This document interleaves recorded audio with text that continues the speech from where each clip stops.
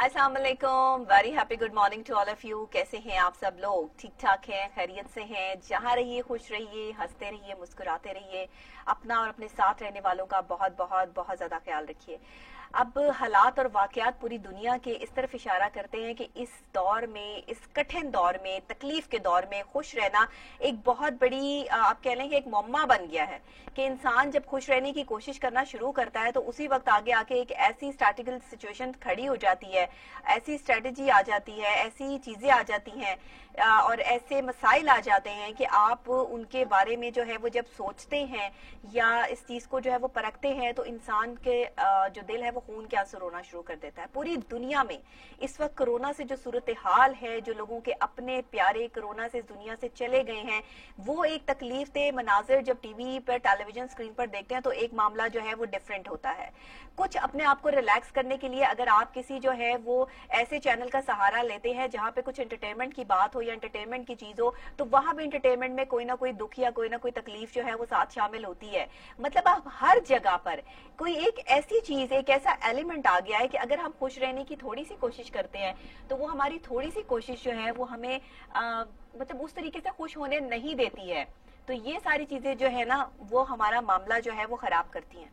अब हमें खुश तो रहना है, जाहिर है कि अगर हमें जिंदा रहना है तो हमें अपने आप को थोड़ा सा खुश रखने की कोशिश करनी है। अब खुश कैसे रहना है? इतनी तकलीफ में, इतनी परेशानी में, इतने सारे मसाइल में आप खुश कैसे रह सकते हैं? जाहिर है कि ये आपको मशवरा कोई माहिर नफ्सियात ही दे सकता है। इसीलिए मेरी कोशिश ये है कि एज अ माहिर नफ्सियात भी आपको साथ साथ जो है वो इन सब चीजों के बारे में जो है वो गाइडलाइन देती रहूं कि इतनी तल्ख सिचुएशन हो, जिंदगी का इतना तल्ख मोड़ हो, तकलीफें परेशानियां आपके सर पर हो, मामलात आपकी पहुंच से बाहर हो, सिचुएशन आउट ऑफ कंट्रोल हो, लेकिन खुश रहना अगर शर्त हो तो आप खुश कैसे रहेंगे?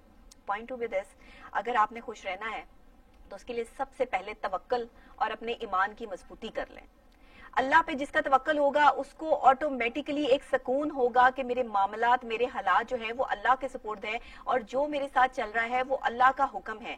पूरी दुनिया में जो इस टाइम सिचुएशन है वो अल्लाह के हुक्म से है और ये मामलात हमारे अमाल की वजह से हैं। तो इसका बेहतरीन तरीकेकार ये है कि एक तो अकॉर्डिंग टू, अगर हम स्पिरिचुअल थेरेपी की बात करें तो स्पिरिचुअल थेरेपी में हम सबसे पहले अकॉर्डिंग टू एनालाइज करें आप अपनी जात का, आप अपने आप को पर्सन एज अ पर्सन जो है वो परखें कि आपका अल्लाह के साथ ताल्लुक जो है वो कितना, कांटेक्ट जो है वो कितना मजबूत है।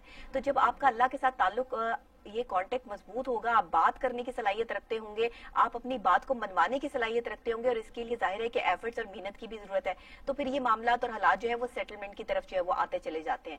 दूसरी खास बात यह है कि अपनी एक्टिविटीज को जो है वो डिफरेंट कीजिए। जहां आप अपने माइंड को देखते हैं कि कहीं रुक गया है, तकलीफ, परेशानी या कोई ऐसी चीज महसूस हो रही है, वहीं आप अपना जो है माहौल चेंज करने की कोशिश करें।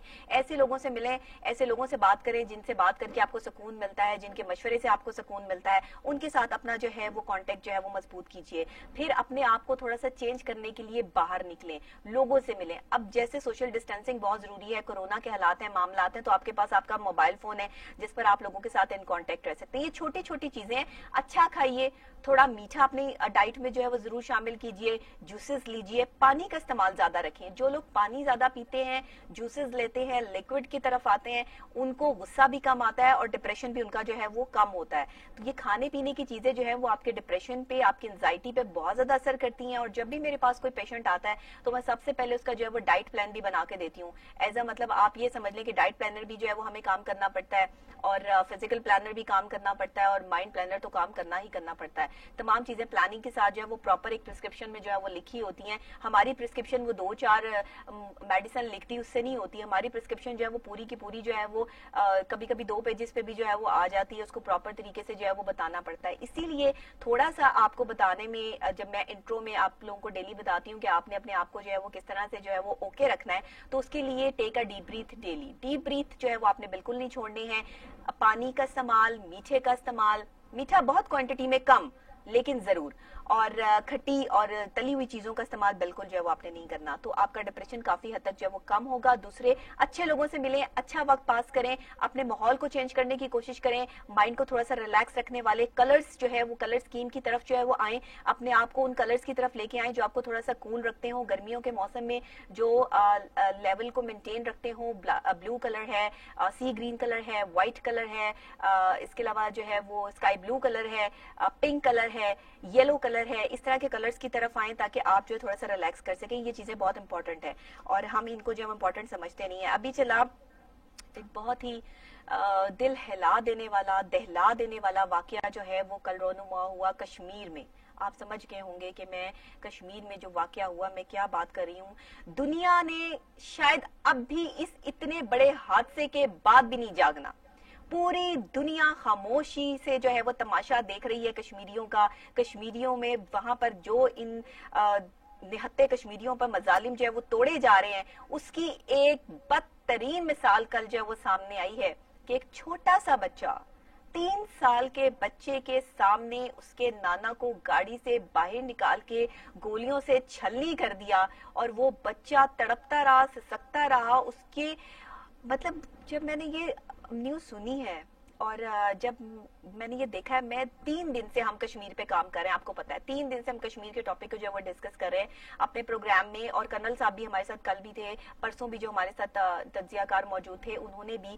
میں ہمیشہ چیخ چیخ کے یہی کہتی ہوں کہ پاکستانیوں اب تو جاگ جاؤ, اب تو کچھ کرنے کا وقت ہے. ایک 3 سال کے بچے کے سامنے جب اس کے نانا کو یا اس کے باپ کو یا وہ شخص جو اس کے لیے بہت امپورٹنٹ ہے اسے لے کے گھر سے باہر سودا سلف لینے کے لیے نکلا ہے اور وہ اس طرح اس کے سامنے اسے گولیوں کا نشانہ بنا کے جو ہے موت کے گھاٹ اتار دیا جائے, اس کو شہید کر دیا جائے, تو کیا اس بچے کی مینٹلی کیفیت کیا ہوگی جسے پتہ ہی نہیں کہ یہ کیا ہو رہا ہے. خون میں لت پت جو ہے وہ وہاں پر وہ شخص جس کے ساتھ وہ آیا ہے, وہ اس کا نانا ہے, اس کا باپ ہے, وہ جو بھی شخصیت ہے وہ اس کو اس حالت میں دیکھ رہا ہے اور وہ اس کے اوپر آپ وہ تصویر دیکھیں اور وہ سچویشن دیکھیں. میں مطلب اسے الفاظوں میں بیان نہیں کیا جا سکتا. میں اپنے پروڈیوسر سے کہوں گی کہ آپ ذرا وہ کلپ جو ہے وہ اس کو ضرور چلائیں اور اس کے بعد جو ہے وہ ہم اس پر جو ہے واقع بات کرتے ہیں, کیونکہ یہاں شاید بات نہیں کر سکتے ہم. یہ بہت تکلیف دہ مناظر ہے.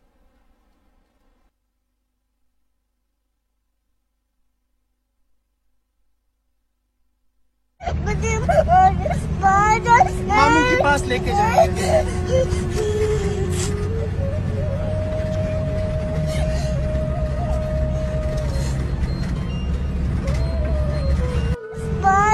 ماموں کے پاس لے کے جائیں گے.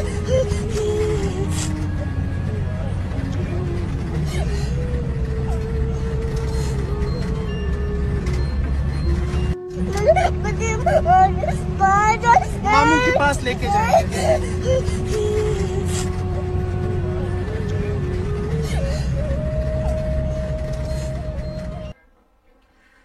کوئی شخص سوچ سکتا ہے 3 سال کا جس کا بچہ ہو, اتنا چھوٹا بچہ, اور وہ رو رو کر کہہ رہا ہے کہ مجھے نانا کے پاس جانا ہے, اور وہ پولیس والے کو جو ہے وہ تسلی دے رہے ہیں, دلاسا دے رہے ہیں.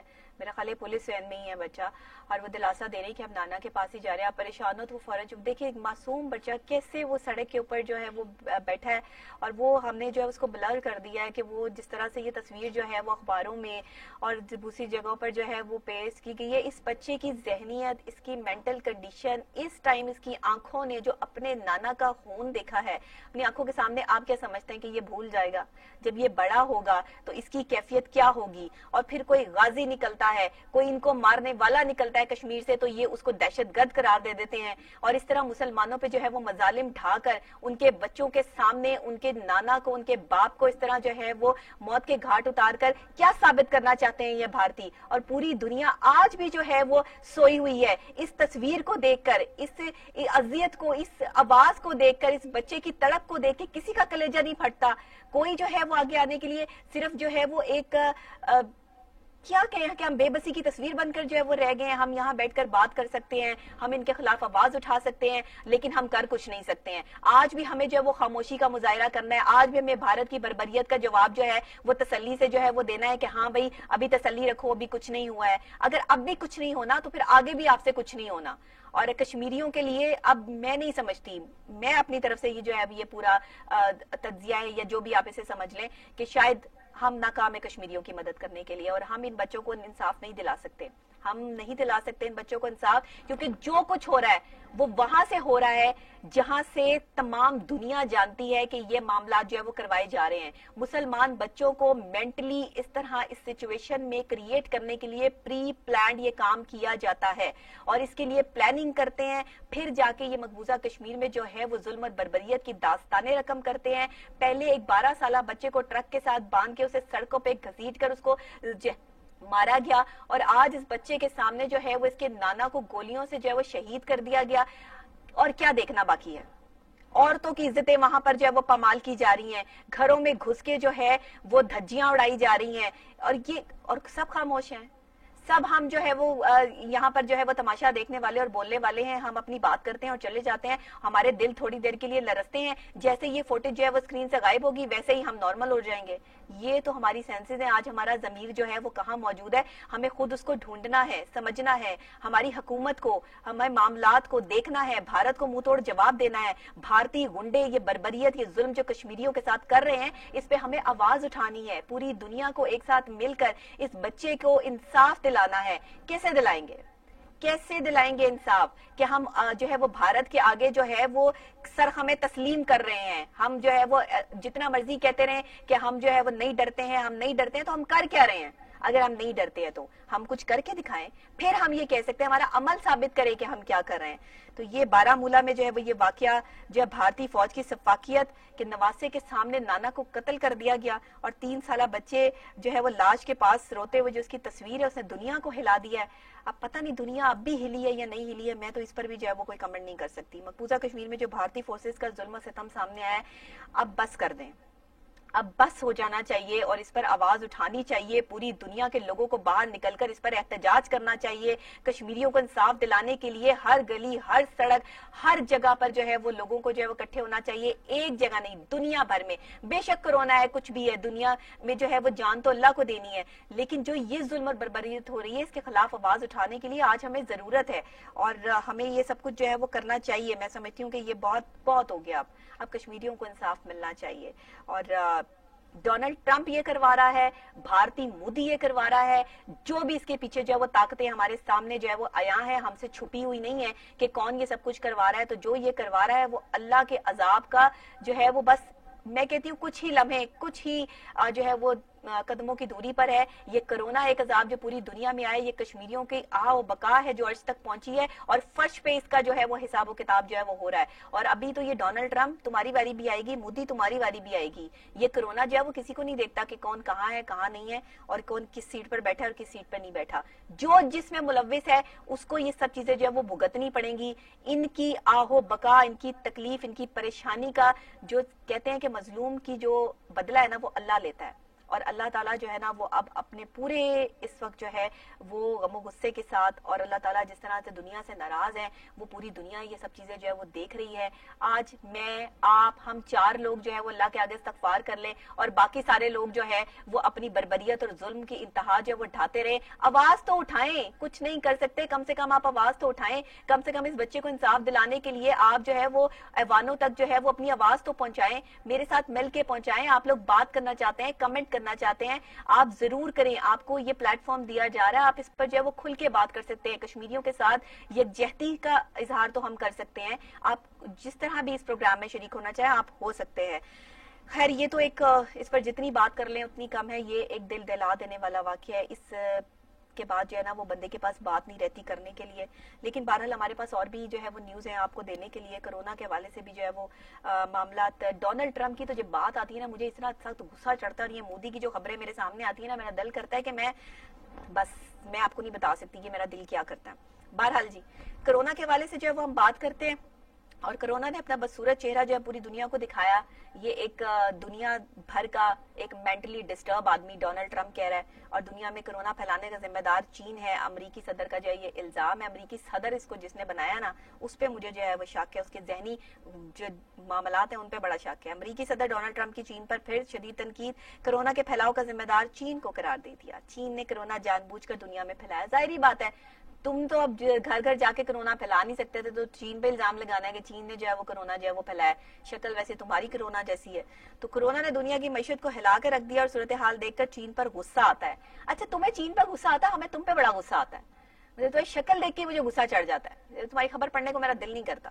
امریکی صدر کا چین پر اظہار برہمی, اور ڈونلڈ ٹرمپ یہ مینٹلی ڈسٹرب آدمی. میں آپ کو بتاؤں, اس کے لیے اگر جو ہے وہ میں سرٹیفائڈ سائیکالوجسٹ ہوں, اور میری سٹیمپ ہے, میں سٹیمپ کے ساتھ جو ہے وہ بنا کے جو ہے وہ دے سکتی ہوں اس کو, کہ یہ ایک مینٹلی ڈسٹرب آدمی ہے جس نے پوری دنیا کو ڈسٹرب کر دیا ہے. اس کی مینٹل کنڈیشن ہر 10 منٹ بعد چینج ہو جاتی ہے. آپ اس کا جو ہے وہ ٹیسٹ کروا لیں, پوری دنیا کے بڑے بڑے کلینکل سائیکالوجسٹ بٹھا لیں, یہ بندہ ہر 10 منٹ بعد یو ٹرن لیتا ہے اپنے مائنڈ پہ, اور اس کے بعد ذہن میں جو چیز چل رہی ہوتی ہے یہ اس سے بڑے پیمانے پہ جو ہے نا اس کے جو معاملات ہیں, اس کے ذہن میں جو خلفشار ہیں وہ جب چلتے ہیں نا, تو یہ بڑے طریقے سے جو ہے نا وہ نیگیٹیوٹی فورس جو ہے نا اس کے مائنڈ میں کام کرتی ہیں. نیگیٹو فورس پہ یہ کام کرتا ہے, یہ پازیٹو فورس پہ کام نہیں کرتا, لیکن شو آف دنیا کو یہ کراتا ہے کہ میں پازیٹو فورس پہ کام کر رہا ہوں. اس کا مائنڈ نیگیٹیوٹی کی طرف جو ہے وہ زیادہ انوالو ہے, پازیٹیوٹی کی طرف اس کا مائنڈ آتا ہی نہیں ہے.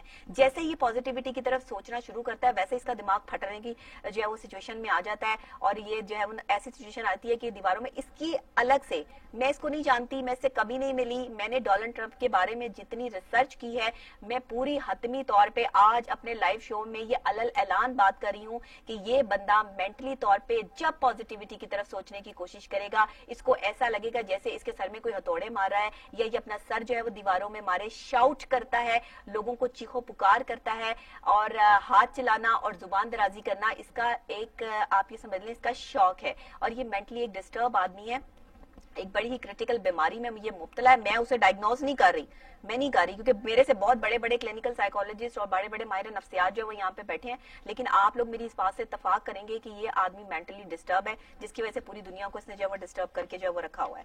اس کے علاوہ جناب ابھی ہم جو ہے وہ ولادیمیر پیوٹن کے حوالے سے جو ہے وہ بات کر لیں. روس کے صدر منتخب ہو گئے ہیں جناب, اور 2036 تک روس کے صدر منتخب ہو گئے ہیں.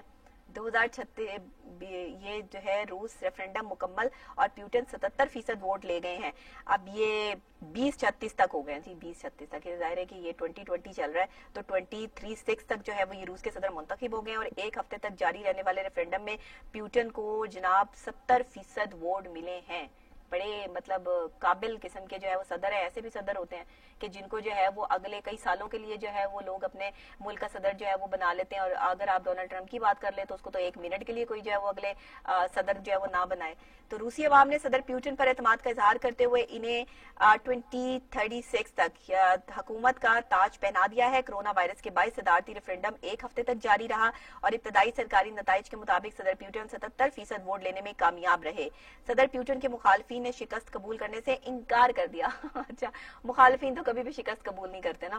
حزب اختلاف نے ریفرنڈم میں بے ضابطگیوں کا الزام بھی عائد کر دیا. اب جناب کیا ہو سکتا ہے, کچھ نہیں ہو سکتا. جو روس نے کرنا تھا وہ روس نے کر دیا ہے. اپنا صدر جو ہے وہ انہوں نے آگے 2036 تک جو ہے وہ بنا لیا ہے, اور اب جو ہے وہ کوئی اس حوالے سے جو ہے وہ کچھ بھی کرتا پھرے, روس کو اس سے کوئی فرق نہیں پڑتا. ولادیمیر پیوٹن جو ہے وہ صدر منتخب ہو گئے ہیں, اور کسی 1 2 3 4 5 سال کے لیے جو ہے وہ نہیں, بلکہ جو ہے وہ 36 تک جو ہے وہ اب یہ صدر یہی رہیں گے. اور یہ فیصلہ جو ہے وہ روس نے کیا ہے, عوام نے کیا ہے, عوام کا فیصلہ ہے. ظاہر ہے ان کی کارکردگی سے خوش ہیں, ان کے معاملات وہ اپنی جو ہے وہ عوام کو ریلیف دینے کے لیے جو ہے وہ تیار ہیں, ہر معاملے میں جو ہے وہ عوام کے ساتھ کھڑے ہیں, تو پھر لوگ ان کو لے کر آئیں گے. آپ کو حزب اختلاف آپ جتنا مرضی چیختے رہیں, اس سے جو ہے وہ کوئی فرق نہیں پڑتا. اس کے علاوہ جناب تھوڑی سی انٹرسٹنگ نیوز بھی جو ہے وہ شامل کر لیں. اب تھوڑی سی بڑی سخت قسم کی اور خوش قسم کی جو وہ خبریں ہم نے جو ہے وہ پڑھی, لیکن ابھی جو ہے وہ کچھ ڈفرینٹ اور انٹرسٹنگ قسم کی نیوز میرے پاس آپ کے لیے موجود ہے. ایسا بھی ہوتا ہے, آپ کبھی برگر لینے نکلیں گھر سے اور آپ کروڑ پتی بن کے واپس آ جائیں. Is it possible? آپ ایسا سوچ سکتے ہیں کہ ایک بندہ برگر لینے بازار جا رہا ہے اور اس کو क्या पता है कि जब वो घर वापस आएगा तो वो करोड़पति बना होगा। आप इमेजिन कर सकते हैं? नहीं कर सकते ना, लेकिन ऐसा हुआ है। और ऐसा कहाँ हुआ है मैं आपको बताती हूँ। बन कबाब खरीदने जाने वाला शख्स लखपति बनकर वापस आया। और जनाब वर्जीनिया में घर से बन कबाब लेने के लिए यानी हॉट डॉग खरीदने के लिए जाने वाला जो शख्स है वो $1 लाख लेकर घर वापस आया। अब ये हुआ कैसे, जरा थोड़ी सी इसकी तफसील आपको बता दूं कि अमेरिकी रियासत वर्जीनिया से ताल्लुक रखने वाला एक शख्स लॉटरी हुकाम को उसने बताया कि वो घर से जो है वो हॉट डॉग खरीदने के लिए निकला था। खाने पीने की अशिया के बड़े स्टोर पर उसने हॉट डॉग खरीदने के बाद इस जून में जो कैश इनका लकी ड्रॉ होता है वहां पे उसने कहा कि चले मैंने टिकट खरीदा है तो मैं जरा ख्याल आया कि टिकट के हवाले से देख ही लूं कि आज का जो है वो क्या लॉटरी का टिकट जो है वो किसका लगा है, नताइज क्या आए हैं। उसने अपना नंबर देखा तो उसकी खुशी की इंतहा नहीं रही और वो इतना खुश कि उसका लॉटरी लग चुका था और वो लखपति बन चुका था। और उसे समझ नहीं आ रही थी कि मैं तो जस्ट एक बर्गर लेने के लिए जो वो बाहर निकला और उम्र के इस हिस्से में अगर आप इनकी पिक्चर देखें, उम्र के इस हिस्से में कोई लखपति बन जाए तो उसको तो उसके लिए तो लॉटरी में लॉटरी है ना। कितनी मतलब इंटरेस्टिंग बात है। उसका जोशो खरोश आसमान से बातें कर रहा था। आसमान से क्या, मतलब जमीन आसमान उस टाइम एक हो गए होंगे जनाब। और ताहाल इनामी रकम को खर्च करने से मुतालिक अभी उसने कोई फैसला नहीं किया है। अगर कोई इस हवाले से कोई खबर आई तो हम आपको जरूर बताएंगे कि उन्होंने ये रकम जो है वो कहाँ खर्च करनी है। लेकिन बहरहाल ये बन कबाब खरीदने जाने वाला शख्स लखपति बन के वापस आया। Interesting, very interesting. ऐसा भी होता है। ये सब जो है वो एक निजाम के तहत हर चीज जो है वो एक सर्कल के तहत चल रही है ना, तो जिसको जो मिलना होता है उसको किसी ना किसी तरीके से जो है वो चीज मिल ही जाती है। अच्छा जी, नेक्स्ट खबर की तरफ चलते हैं। बड़ी अच्छा, ये उससे भी इंटरेस्टिंग खबर है। अंदाजा लगाएं, हम यहाँ पे हीरो बनाते हैं, हमारे हीरो ये हैं, इन्होंने ये काम किया, हमारा हीरो ये है, इन्होंने ये काम किया, इन्होंने किसी का साथ दे दिया, इन्होंने किसी का जो है वो पानी वाली टंकी ठीक कर दी तो हीरो बन गए। कोई जो है वो किसी की केबल ठीक करके हीरो बन जाता है, कोई जो है वो तंदूर में रोटियां लगाने से भी हीरो बन जाता है। आजकल टिकटॉक स्टार पे हर बंदा हीरो बना हुआ है। लेकिन यहाँ एक बिल्ली हीरो बन गई है। जी हाँ जी, बिल्ली हीरो बन गई। और जापान में जख्मी शख्स की जान बचाने वाली बिल्ली हीरो बन गई। कैसे बनी बताती हूँ आपको। जापान टेलीविजन के मुताबिक जापान के शहर टोयोमा के नजदीक एक उम्र रसीदा शख्स ने देखा कि इसके पालतू बिल्ली मुसलसल एक करीबी नहर की सिमत देख रही है और बेचैनी का इजहार कर रही है। बिल्ली के मालिक को इस पे तजस्सुस हुआ और जब बिल्ली का उसने ताक्कुब किया, बिल्ली तो चेक करें जरा, बिल्ली की आइस चेक करें। बिल्ली का ताक्कुब करते हुए सिमत में कुछ दूर गया तो वहां एक शख्स को जख्मी हालत में बेहोश पाया।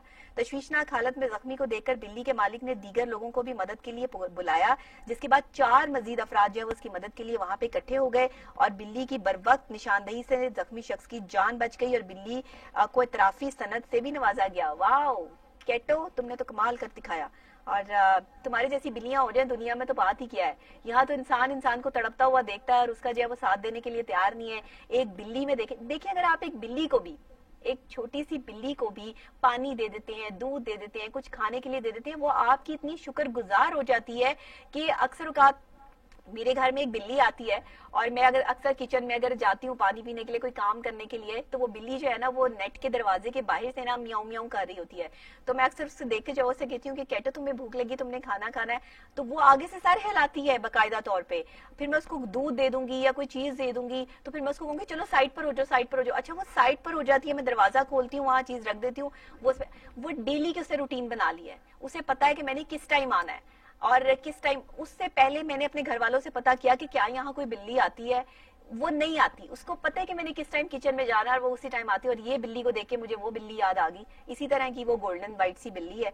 और वाकई जानवरों में भी जो है आप ये देखें कि एहसास नाम की चीज अभी बाकी है जो कि इंसानों में से खत्म हो गई है। तो वाह भाई वाह, क्या बात है, आपको तो सनद भी मिल गई है कैटो। और इसी तरह के अच्छे अच्छे काम जो है वो आप करती रहें। इसके अलावा जनाब जिसमें अब एक नई खबर हमारे पास जो है वो यहाँ पे मौजूद है। थोड़ी सी खबर मेरे से जो है वो मिसप्लेस हो गई है।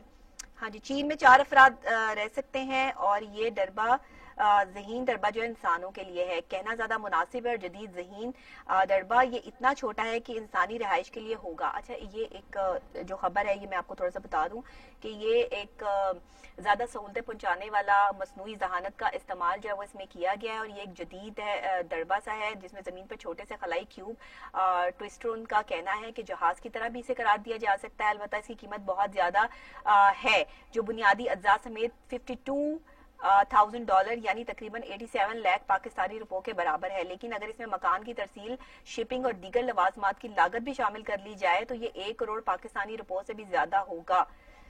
क्या बात है भाई, ये तो एक ऐसा दड़बा बना दिया इसमें 4, अब आप ये देखिए घर चेक करें, आपके उसमें बना दिया और इसमें 4 अफराद जो है वो रह सकते हैं और आप इसको जो है वो कहीं भी जो है वो ले जा सकते हैं, लेकिन इसकी लागत बहुत ज्यादा है और इसको जदीद किस्म का जो है वो ज़हीन दड़बा भी कहा जा सकता है और इसको आप कहीं भी जो है वो इसको लेके जा सकते हैं। ये देखें, आप कहीं अपने जो है वो बाहर लॉन्च में कहीं किसी भी जगह पर जो रख सकते हैं। इसके अंदर पूरी कैपेसिटी है 4 बंदों के रहने की, जिसमें किचन भी है, आपको नजर आ रहा है, वॉशरूम की सहूलत भी है। ये किचन है और ये देखें ये सारा जो है वो क्या जबरदस्त किस्म का जनाब बेडरूम है, बेडरूम के साथ वॉशरूम है और क्या खूबसूरत इंसानों के लिए जो है वो ये एक दड़बा टाइप जो है वो चीज बना दी है। घर ही कहूंगी ना मैं इसको, कि जिसमें 4 अफराद रह सकते हैं। और ये एक कितनी साइंस ने तरक्की कर ली, आप ये देखें कि आप अब अपना घर भी आपको जो है ना वो बहुत ज्यादा जो है वो मसाइल का सामना नहीं है। एक स्टाइलिश कंफर्टेबल 4 बंदों के लिए आरामदेह घर, जिसको जिधर मर्जी आप रख लें,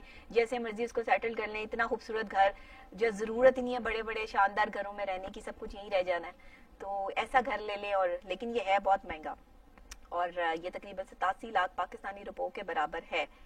अच्छा 87 लाख पाकिस्तानी रुपयों के बराबर है तो इतना भी महंगा नहीं है, ठीक ही है। लोग यहाँ पे करोड़ों में जो है वो ले लेते हैं तो कोई ऐसा मसला नहीं है। मेरा ख्याल है ये बहुत अच्छी जो है वो चीज है और ये एक बहुत अच्छी खबर भी है हम सब के लिए कि हम इसे काश कि ये पाकिस्तान में भी जल्दी जो है वो इंट्रोड्यूस हो जाए, तो इसे पाकिस्तान में मैं तो कम से कम जो है वो इसको ले ही लूंगी। मुझे तो ये बहुत अच्छा लगा। अच्छा जी, दीवारों पे जीती जागती तस्वीर ने लोगों को हैरान कर दिया। बड़ी इंटरेस्टिंग एक और खबर हमारे पास है कि दुनिया भर में कोरोना वायरस के लॉकडाउन में नरमी किए जाने के बाद लोगों ने फिर से घरों से निकलना जो है वो शुरू किया और ऐसे में एक मुसव्विर ने मतरूक शुदा और वीरान मुकामात पर अपने हुनर का जादू जगाना शुरू किया। यानी कि ऐसी वीरान जगहें जहां पर मैं आपको क्या बता रही थी आज प्रोग्राम के स्टार्टिंग में, मैंने आपको बताया कि कलर्स के साथ रहिए। कलर्स के साथ रहते हुए अगर आप मूव करते हैं, सर्वाइव करते हैं, तो आप अपने डिप्रेशन को ऑटोमेटिकली कम कर सकते हैं। वो कलर्स पहनिए जो आपके डिप्रेशन को लाइट मूड में जो है वो ले आए। अब ये देखिए कि दीवारों पे जीती जागती तस्वीर ने लोगों को हैरान कर दिया। ये एक ऐसा आर्टिस्ट है जिसने वीरान जगहों पर ऐसी जो है वो क्रिएटिव चीजें जो है वो दीवार पे बना दी हैं कि लोग उसे देखने के लिए जो है वो चंद सेकंड के लिए जो है वो रुक के देखेंगे, इसको परखेंगे कि वो इतने जबरदस्त किस्म के इतने बड़े बड़े जो है उसने ये मगरमच्छ बना दिए हैं और एक लड़का जो है वो उसको कंट्रोल करने की कोशिश कर रहा है, उसको जो है वो रस्सियों से बांधा हुआ है। और कॉन्सेप्ट चेक करें जरा कि इतने बड़े बड़े मगरमच्छों के साथ इसको और कुछ नहीं मिला था बनाने के लिए तो इतना क्रिएटिव जो है वो काम किया और इतना ह्यूज किस्म का जो है वो प्रॉपर बहुत खूबसूरत पेंटिंग। किसी वीरान जगह पे इस तरह की पेंटिंग हो तो बंदा थोड़ी देर के लिए रुक के देखता तो है ना। इसी तरह पाकिस्तान में भी होना चाहिए।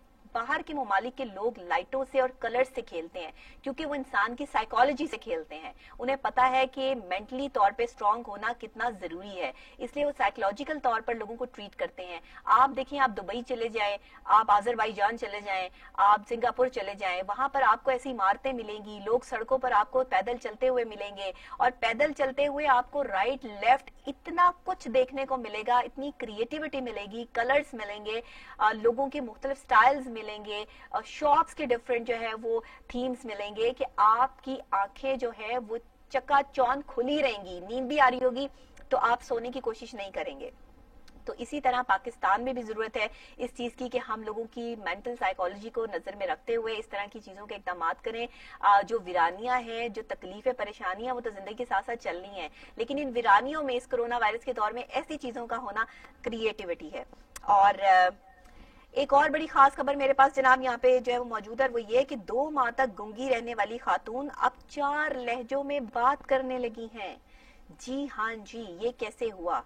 ये भी साइकोलॉजिकल पॉइंट ऑफ व्यू से ही हुआ। ये भी आज तो सारी खबरें मुझे लगता है कि जो है वो साइकोलॉजिकल ही हैं। और ये 31 साला एमिली एगन की इस कैफियत से खुद डॉक्टर भी हैरान है। माहिरीन के मुताबिक किसी आर्जे फालिज या दिमागी चोट की वजह से ऐसा हुआ है, लेकिन इसके सबूत नहीं मिल सके। इससे बढ़कर ये हुआ कि इनका लहजा और बोलने का अंदाज यकसर तब्दील हो गया। ये 31 साला खातून है जो काफी अरसे तक जो है वो गूंगी रही हैं, बोल नहीं सकती थी, और अब अचानक से इन्होंने 4 लहजों में बोलना शुरू कर दिया है। बताया ये जाता है कि 2 माह तक एमिली कंप्यूटर ऐप और दीगर मशीनी तरीकों से अपनी बात करती रही हैं, ताहम یہ جو ماہرین ہیں ان کے مطابق ایک نایاب مرض کا شکار ہیں اور جسے غیر ملکی لہجے کا عارضہ بھی کہا جاتا ہے، لیکن یہ کیفیت اب تک 100 افراد میں ہی سامنے آ چکی ہے۔ اچھا، باہر کے ممالک کے لوگ جو ہے نا وہ سائیکولوجیکل پوائنٹ آف ویو سے اور ان عارضوں کے حوالے سے جو ہے وہ ریسرچ کرتے رہتے ہیں۔ جاپان میں بہت بہترین ریسرچ ہوتی ہے ایز اے کلینکل سائیکولوجسٹ، کیونکہ میں ریسرچز کو جو ہے وہ دیکھتی ہوں پورے ورلڈ میں جو ریسرچ ہو رہی ہے، تو جاپان میں، آسٹریلیا میں، امریکہ میں اس طرح کی ریسرچ جو ہے ماہرین کرتے رہتے ہیں۔ اور یہ خاتون جنہوں نے 4 لہجوں میں اچانک سے بولنا شروع کر دیا، یہ کمپیوٹر ایپس یوز کرتی رہی ہیں اور مشینی طور پر جو ہے وہ مختلف طریقے سے جو ہے وہ یہ بات کرنے کی پریکٹس کرتی رہی ہیں۔ آپ ہمیشہ یاد رکھیے گا، جب ایک گروئنگ ایج میں ایک چھوٹا بچہ ہوتا ہے، آپ اس کو ہاتھ سے لکھ کے پڑھائیں، سکھائیں، وہ اتنی جلدی نہیں سیکھے گا جتنی جلدی وہ سن کے، جو اس کی سننے کی جو صلاحیت ہے وہ سن کے جو ہے وہ کرے گا۔ آپ بچوں کو کوئی ایپ دے دیں، آپ بچوں کو الفابیٹیکلی جو ہے وہ ABC دے دیں، یہ میں بچوں کی بات کر رہی ہوں، تو بچے جو ہے وہ فوراً سے اس کو پک کر کے وہ سیکھ جاتے ہیں اور ہم حیران ہو جاتے ہیں کہ بچوں نے یہ بات کہاں سے سیکھی۔ بچے کارٹون سے سیکھتے ہیں۔ اسی طرح جو گنگے بہرے افراد ہوتے ہیں وہ اپنے آپ کو پک اپ کرنے کے لیے، اس طرح کی چیزیں کرنے کے لیے کمپیوٹر سے، ایپ سے، اپنے فنگر ٹپ سے اور چیزوں سے سیکھنے اور بولنے کی جب کوشش کرتے ہیں تو وہ اس میں کامیاب تقریباً آپ یہ کہہ لیں کہ 30 سے 50% کے درمیان لوگ، 45 کہہ لیں % لوگ جو ہے وہ کامیاب ہو جاتے ہیں۔ لیکن یہ جو عارضہ ان کو لاحق ہے، جو بیماری ان کو لاحق ہے، یہ ابھی فی الحال جو ہے وہ صرف 100 افراد میں ہی سامنے آئی ہے، ابھی زیادہ اس کا جو ہے وہ کوئی اتنا زیادہ نہیں ہے۔ تو اب یہ خاتون جو 4 لہجوں میں بات کرنے لگی ہیں، تو اس طرح اگر آپ بھی سیکھنے کی صلاحیت رکھیں، جو بولنے کی صلاحیت رکھتے ہیں، تو میرا خیال ہے وہ بہت کچھ سیکھ سکتے ہیں۔ اچھا جی، ایک خود سے ڈرائیونگ کرنے والی موٹر سائیکل انٹروڈیوس ہو گئی ہے۔ ہاں جی، اب کسی ڈرائیور کی ضرورت نہیں ہے۔ اچھا، آج صبح میں سوچتی آ رہی تھی رستے میں کہ یار مجھے گاڑی ڈرائیو کرنی نہیں آتی، تو میں ایک اسکوٹی لے لوں۔ پھر میں نے کہا مجھے اسکوٹی چلانی بھی نہیں آتی، تو میں اسکوٹی سیکھوں۔ اچھا، اب میں آئی ہوں تو میرے سامنے خبر آ گئی خود سے ڈرائیونگ کرنے والی موٹر سائیکل آ گئی، تو مجھے اب میں سمجھتی ہوں پھر یہی لے لوں، یہ زیادہ بہتر ہے کہ جو خود ہی سے ڈرائیونگ کرتی ہے۔ اب یہ کہاں پر ہے؟ ذرا برطانوی انجینئر نے یہ بنائی ہے، ابھی یہ برطانیہ میں ہے، یہ ساری چیزیں جو ہے پاکستان میں انٹروڈیوس نہیں ہوئی ہیں۔ خود سے جناب ڈرائیونگ کرنے والی موٹر سائیکل تیار کر لی ہے انہوں نے، اور یہ موٹر سائیکل اپنی رفتار پہ بھی قابو پا سکتی ہے اور بغیر کسی انسانی مداخلت کے چلتے ہوئے اپنے آپ کو سیدھا رکھ سکتی ہے۔ بس پھر مجھ جیسے جو نان ڈرائیورز ہیں جن کو ڈرائیونگ نہیں آتی ہے، تو یہ ان کے لیے جو ہے وہ میرا خیال ہے بڑی بہترین جو ہے وہ چیز جو ہے وہ سامنے آ گئی ہے۔ آج کی جو خبریں ہیں، ہوپس ہو کہ آج کی ہماری جو اپڈیٹس تھیں وہ آپ کو پسند آئی ہوں گی، اور میں نے کتنا جو ہے وہ اس میں ٹائم لے لیا، آج مجھے زیادہ ٹائم ہو گیا اس کے حوالے سے، تو میں نے آج جو ہے وہ بریک بھی نہیں لی درمیان میں۔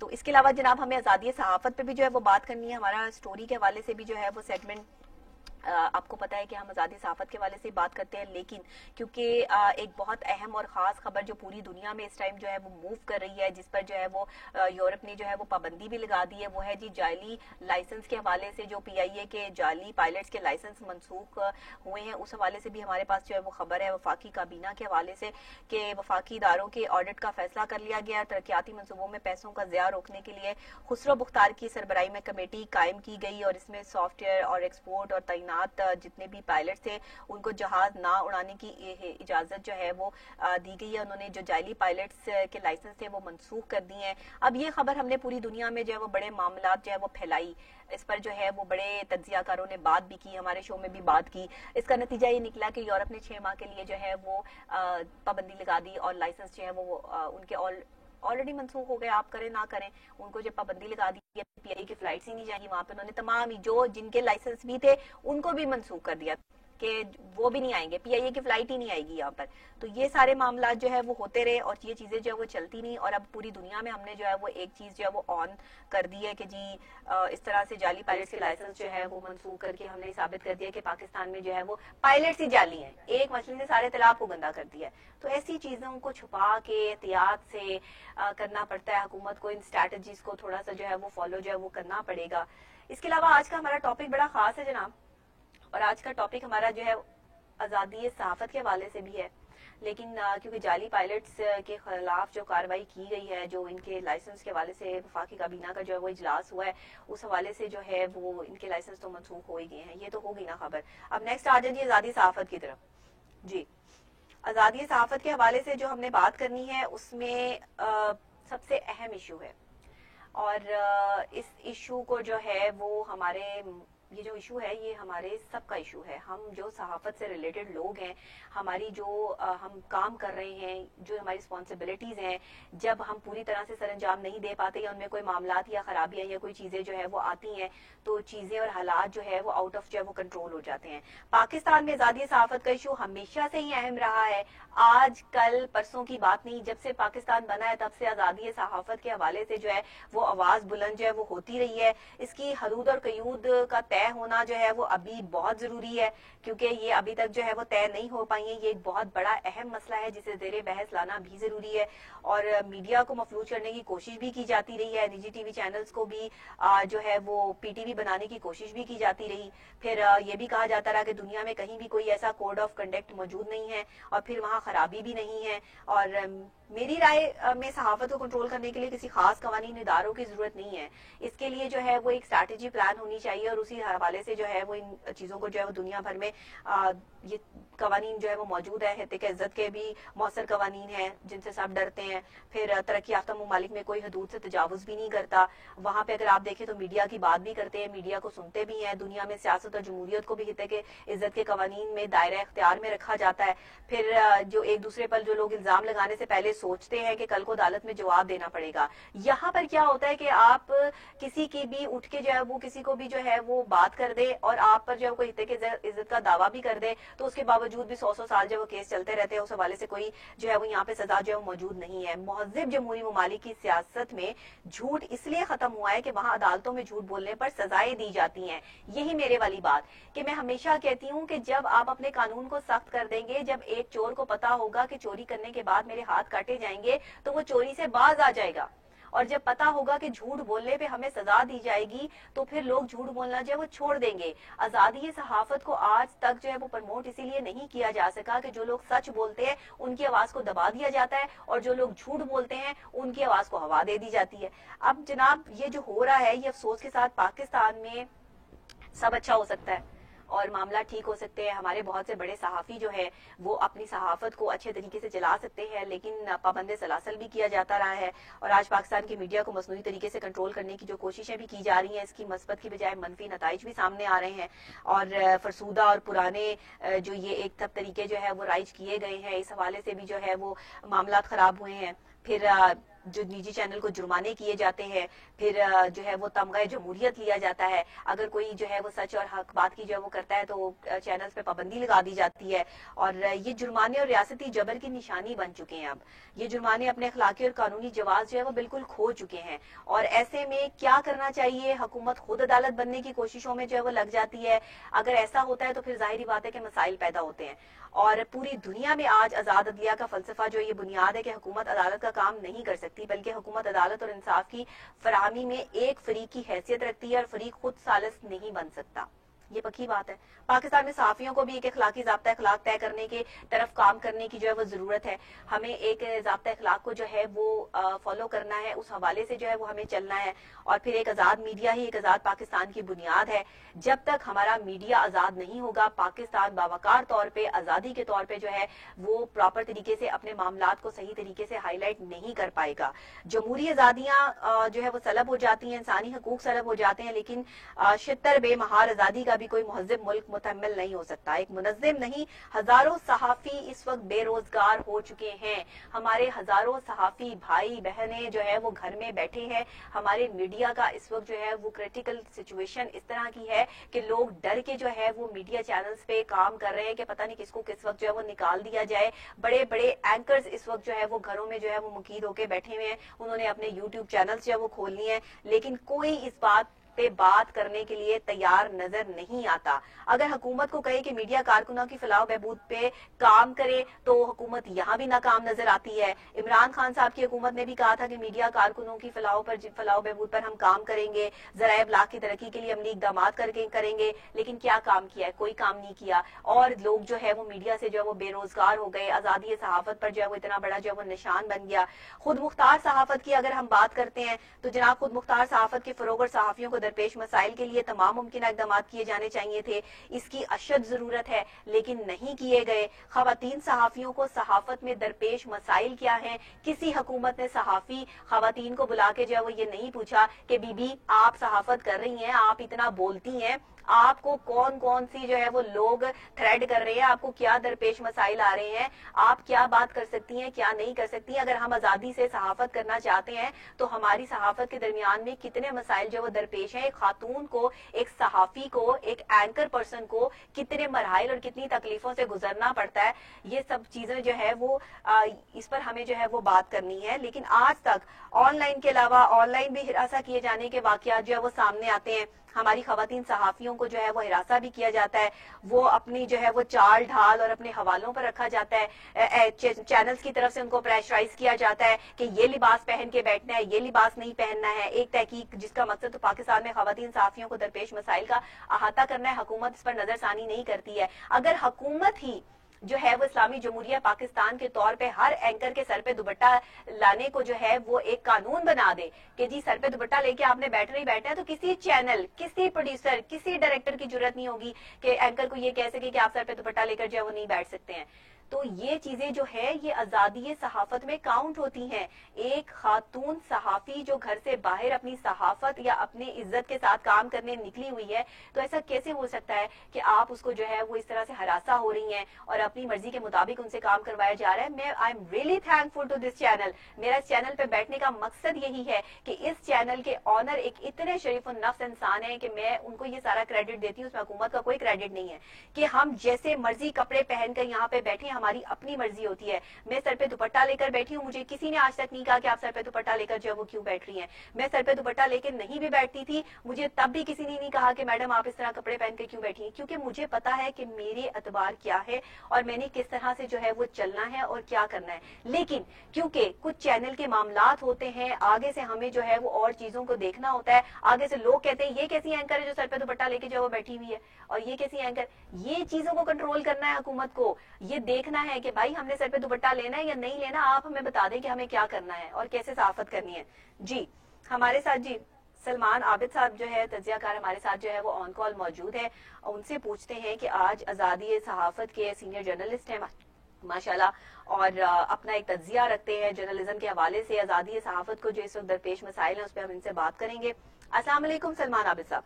جی وعلیکم السلام. سر کیسے ہیں آپ؟ جی میں آپ سنائیں.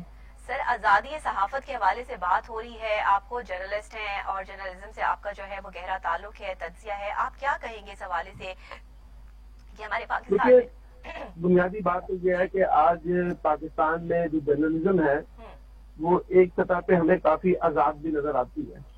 آپ دیکھیے اس وقت کئی چینلز ہیں, اخبارات ہیں, سوشل میڈیا ہے, جو لوگ بات کرنا چاہتے ہیں ان کے لیے کئی ذرائع ہیں. یہ وہ زمانہ نہیں ہے جس وقت پاکستان ٹیلی ویژن ہی ہوا کرتا تھا, باقی کوئی ٹی وی نہیں تھا, اخبارات بہت محدود تھے, سوشل میڈیا تھا نہیں. تو بہت سی لوگوں کو اپنی بات کرنے کی آزادی حاصل ہے, لیکن اس کے ساتھ ساتھ کچھ پابندیاں بھی جو ہے وہ ہم پر بہت زیادہ بڑھتی جا رہی ہیں. پہلا سوال تو جو ہے وہ معاشی حقوق کا ہے. ہمارے جو جرنلسٹ ہیں, جو ہمارے میڈیا میں کام کرنے والے لوگ ہیں, وہ اس وقت معاشی عدم سیکورٹی کا شکار ہیں, اور ان کو سیکورٹی نہیں ہے, تحفظ حاصل نہیں ہے کہ وہ اپنے معاشی معاملات کو بہتر طریقے سے چلا سکے. کئی چینلز ہیں, کئی چینلز کے مالکان ہیں جو صحافیوں کو تنخواہیں نہیں دیتے, ان کی سہولیات, ان کے بنیادی حقوق جو ہیں اس کی پاسداری نہیں کرتے. دوسرا بڑا مسئلہ یہ ہے کہ جو ہمارے ہاں اس وقت ایک ماحول بنا ہوا ہے, ہر بندہ اپنے سچ کو اپنا سچ سمجھتا ہے اور دوسروں کے سچ کو قبول کرنے کے لیے تیار نہیں ہوتا. اگر کوئی صحافی کوئی ایسی بات کہہ دے تو لوگ سمجھتے ہیں کہ یہ کوئی غدار ہے, اس نے ملک سے غداری کی ہے, ریاست کے مفادات کے خلاف بات کی ہے, اس سے ملک کو نقصان پہنچ رہا ہے, تو پھر اس کے خلاف ایک پروپیگنڈا جو ہے وہ شروع ہو جاتا ہے. پھر اس کے بعد پھر یہ بھی ہم دیکھ رہے ہیں کہ ہمارے ہاں کیونکہ اب ایک کمرشلائزیشن بہت زیادہ ہو گئی ہے, تو مالک کا جو کھیت ہوتا ہے, جو مالک ہوتا ہے, اس کا بھی اپنا ایک ایجنڈا ہوتا ہے. تو جرنلسٹوں کو بنیادی طور پہ اسی ایجنڈے کو فالو کرنا پڑتا ہے جو مالکان کا ایجنڈا. تو بعض اوقات ممکن ہے جو میری سوچ اور میری فکر ہے وہ میرے مالک کی سوچ اور فکر سے مختلف ہو, تو وہاں پر آپ کی آزادی جو ہے, آپ کا اظہار جو ہے وہ طلب ہو جاتا ہے. اس کے علاوہ پھر ہم ایک یہ دیکھ رہے ہیں کہ ہمارے ہاں جو جرنلسٹ بڑے لڑکیاں لڑکے اس وقت بڑے ایکٹیولی کام کر رہے ہیں, ان کو سیکورٹی بھی نہیں حاصل. اس طرح سے آپ دیکھیے کہ بہت سے لوگ جو ہے جرنلزم جو ہے اس میں جو تعلق رکھتے ہیں، پاکستان ان ملکوں میں شامل ہے جہاں عدم سیکورٹی جو ہے نا وہ بہت زیادہ ہے. جرنلسٹوں کو پروٹیکشن نہیں ہے، ان کو تحفظ نہیں ہے، ان کی لائف انشورنس نہیں ہے. پھر جرنلسٹوں کی تربیت کے معاملے میں بھی ہم نے دیکھا کہ بڑی خامیاں ہیں. نہ ادارے جو ہے ان کی تربیت کرواتے ہیں کہ کون سی بات ان کو کرنی ہے، کون سی بات نہیں کرنی، کتنی ان کے لیے ریڈ لائن ہے، کتنے لیے ان کے ریڈ لائن نہیں ہے. پھر میڈیا میں اخبارات کافی سکڑ رہے ہیں، ہم نے اب دیکھا ہے. اب آہستہ آہستہ اخبارات کی اہمیت کم ہوتی جا رہی ہے. اس وجہ سے کافی لوگ جو ہیں جرنلزم میں بے روزگار ہوئے. عابد صاحب، ہم اس پوائنٹ کو بھی جو ہے وہ نظر انداز نہیں کر سکتے کہ درجنوں پاکستانی صحافیوں کا قتل ہوا اور ان کے قاتلوں کو آج تک ہم کٹہرے میں لا کر کھڑا کرنے سے جو ہے وہ قاصر ہیں. حکومتیں کوئی بھی ہوں آتی جاتی رہتی ہیں، لیکن صحافیوں کو پروٹیکشن فراہم کرنے کے معاملے میں ہر حکومت جو ہے وہ ابھی تک اس طرح سے کامیاب نہیں ہو سکی جس طرح سے بلند و باند دعوے جو ہے وہ کیے جاتے ہیں کہ ہم صحافیوں کو پروٹیکٹ کریں گے. اس کی بنیادی وجہ یہ ہے کہ جو بھی حکومت آتی ہے وہ صحافیوں کو اپنا مخالف سمجھ لیتی ہے. کیونکہ صحافیوں سے توقع یہ رکھی جاتی ہے کہ وہ ہر حکومت کی تعریف کریں، جو ممکن نہیں ہوتا. جو لوگ اچھا کام کریں گے اس کی تعریف کریں گے، جو کام برا ہوگا اس کی تنقید کریں گے. تو ہمارے یہاں حکمران جس وقت اپوزیشن جو ہوتے ہیں اس وقت تو وہ صحافیوں کے ساتھ کھڑے ہوتے ہیں اور ان کے ساتھ شانہ بشانہ کھڑے ہوتے ہیں. لیکن جیسے ہی وہ حکومت کا حصہ بنتے ہیں تو ان کو جرنلزم جو ہے، صحافی جو ہے، میڈیا جو ہے وہ بڑا چھپتا ہے اور بڑا دکھتا ہے. صحافی تو نیوٹرل ہے نا، صحافی تو نیوٹرل ہے، اس نے تو نیوٹرل بات کرنی ہے. اس نے کسی ایک حکومت کی، اپوزیشن کی، کسی ایک شخص کی بات نہیں کرنی ہے. یہاں پہ یہ بھی آن کیا جاتا ہے جو ہے لفافہ صحافی ہیں اور یہ لفافے لیتے ہیں اور پیسے لیتے ہیں اور یہ کرتے ہیں وہ کرتے ہیں. یہ انڈیویجول ایسے صحافی ہوں گے، ایسی کوئی بات نہیں ہے. ہمارے یہاں بھی بہت سے مسائل ہیں، لیکن سوال یہ ہے کہ پھر آپ ان لوگوں کو آئیڈینٹیفائی کریں نا. پوری جرنلزم کو کیوں آپ اس کو کہتے ہیں؟ پوری صحافت کو اس طرح کی طرف دیں گے نا جی. جو لوگ ہیں اور جن کو آپ نے لفافے دیے ہیں آپ ان کو آئیڈینٹیفائی کر لیں. آئیڈینٹیفائی کر لیں، بالکل ایسے ہی ہے. تو جو لوگ اپنی صحافت کے ساتھ جو ہے وہ چل رہے ہیں اور لائل ہیں اپنے کام کے ساتھ، ان کے حوالے سے تو حکومت کو اقدامات کرنے چاہیے، کوئی پالیسی مرتب کرنی چاہیے، کوئی ہماری پروٹیکشن کے لیے جو ہے وہ کام کرنا چاہیے. دیکھیں نا، بیل بورڈ کا معاملہ جو ہے وہ تاحال لٹکا ہوا ہے.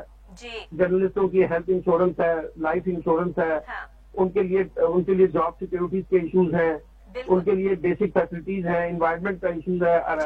آپ نے بھی اپنے انٹرو میں کہا تھا کہ خواتین کے خلاف جو ہے ہراسمنٹ بہت زیادہ ہے. تو وہ فیمیل جرنلسٹ جو اس پہ کام کر رہی ہیں ان کے لیے جو ایک انیبلنگ انوائرمنٹ وہ بہت بڑا ایشو ہے. تو بہت سے ایشوز ہیں جو جرنلزم کے ساتھ جڑے ہوئے ہیں اور اگر ان کو حکومت جو ہے وہ جو ہمارے میڈیا کے مالکان ہیں وہ کچھ نہیں کریں گے تو کیسے چلے گا؟ وہ بیچاری بولتی نہیں ہے، وہ اپنے آپ کو جو ہے وہ بڑا سیفلی جو ہے وہ کام کرتی ہیں کہ اگر ہم بولیں گے تو ہم اس چینل سے بھی نکال دیے جائیں گے. کوئی اگر آپ کو جو ہے وہ ہیراس کر رہا ہے یا کوئی ایسے معاملات ہو رہے ہیں، بہت کم چینلز ایسے ہیں جہاں پر خواتین کو پروٹیکٹ کیا جا رہا ہے، ان کی عزت کو دھیان میں رکھتے ہوئے صحافی ایز اے صحافی، ایز اے اینکر، ایز جو ہے وہ لیڈی ان کو جو ہے وہ پرکھا جا رہا ہے. بہت کم جگہیں ایسی ہیں، ورنہ ہر جگہ جو ہے ہیراسمنٹ کے کیسز جو ہے وہ سامنے آ رہے ہیں اور بھری پڑی ہیں خبریں جو ہے وہ اس چیز سے. تو حکومت نے ابھی تک اس پر بھی کوئی حکمت عملی جو ہے وہ واضح نہیں کی. پھر کہا گیا جی ایک بڑی مضبوط قسم کی پالیسی ہمیں درکار ہے اس وقت. اگر آپ نے صحافیوں کے رائٹس کو پروٹیکٹ کرنا ہے تو پھر صحافیوں کے ساتھ بیٹھ کے، ان کی تنظیموں کے ساتھ بیٹھ کے آپ کو بہت سے نئی پالیسیاں، نئے قانون سازی اور نئے حالات جو ہے وہ پیدا کرنے پڑیں گے جہاں جرنلسٹ کو یہ احساس ہو کہ وہ بھی پروٹیکٹ میں ہے اور ادارے بھی ان کے ساتھ کھڑے اور حکومت بھی ان کے ساتھ کھڑے. سر، ڈیجیٹل رائٹس فاؤنڈیشن کے حوالے سے جو ہے وہ انہوں نے کافی جو ہے وہ رپورٹ کی، تحقیق کی اور کہا جی خواتین صحافیوں کو جو ہے وہ ہم پروٹیکشن فراہم کریں گے. لیکن خواتین صحافیوں کے علاوہ جو ہے اب جیسے آپ دیکھیے کہ کرونا کے جو ہے وہ معاملات میں جس طرح صحافی اپنا کام کر رہے ہیں، جن مشکل حالات میں اپنا کام کر رہے ہیں، اس حوالے سے کوئی اسٹریٹجی جو ہے وہ سامنے نہیں آئی حکومت کی طرف سے، کوئی اپریسیشن سامنے نہیں آئی. مطلب ہم جیسے آپ کاؤنٹ کر لیں کہ ہم جیسے جو لوگ بیٹھے ہوئے اس ٹائم کام کر رہے ہیں، کوئی ہمارے لیے جو ہے وہ پازیٹیوٹی جو ہے وہ ہمیں حکومت کی طرف سے دیکھنے میں سامنے نہیں آتی. ہم حکومت کے لیے سب اچھا کی رٹ لگائیں تو سب اچھا ہے، اور اگر ہم جو ہے وہ پوائنٹ آؤٹ کریں کہ یہ چیز غلط ہے، یہاں یہ چیز ٹھیک کر لیں، تو معاملہ جو ہے وہ سچویشن کچھ اور اختیار کر لیتے ہیں. آپ کیا کہتے ہیں؟ اس پہ بات کرنے کی ضرورت ہے، آپ جیسے جرنلسٹوں کو اس پر جو ہے بالکل. میں نے آپ کو کہا ہے کہ اس وقت ان تمام معاملات کے اوپر جو ہے میڈیا سے جڑے ہوئے جتنے بھی اسٹیک ہولڈر ہیں ان کے درمیان ایک نیا ڈائلاگ ہونا چاہیے تاکہ ہم ایک بہتر پالیسی بنا سکیں میڈیا کے بارے میں.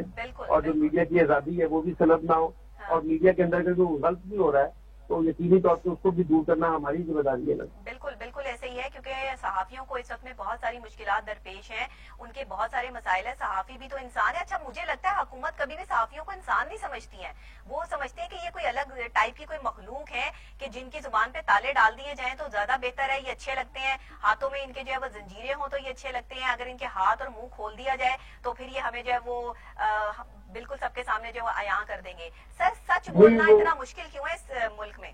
देखिए, वो हमारे जैसे कि अब दुनिया के बेशतर मुल्कों में सच बोलना काफी मुश्किल है, और खास तौर से जब से इदारे जो है कमजोर हुए हैं तो वो जो फर्द है वो इदारे की बजाय जो है ना एक मालिक का जो मुलाजिम जब हो गया है तो उससे मसाइल तो पैदा होंगे ना। तो सच तो बोलना इतना आसान नहीं है, इसीलिए हमारी जर्नलिज्म में भी अभी जो है ना हमें वो चीजें नजर आती है कि जहाँ सच का पहलू बड़ा कमजोर हो गया, उसकी बड़ी वजह है कि हमारे साथियों में भी वो इत्तेहाद नजर नहीं आता।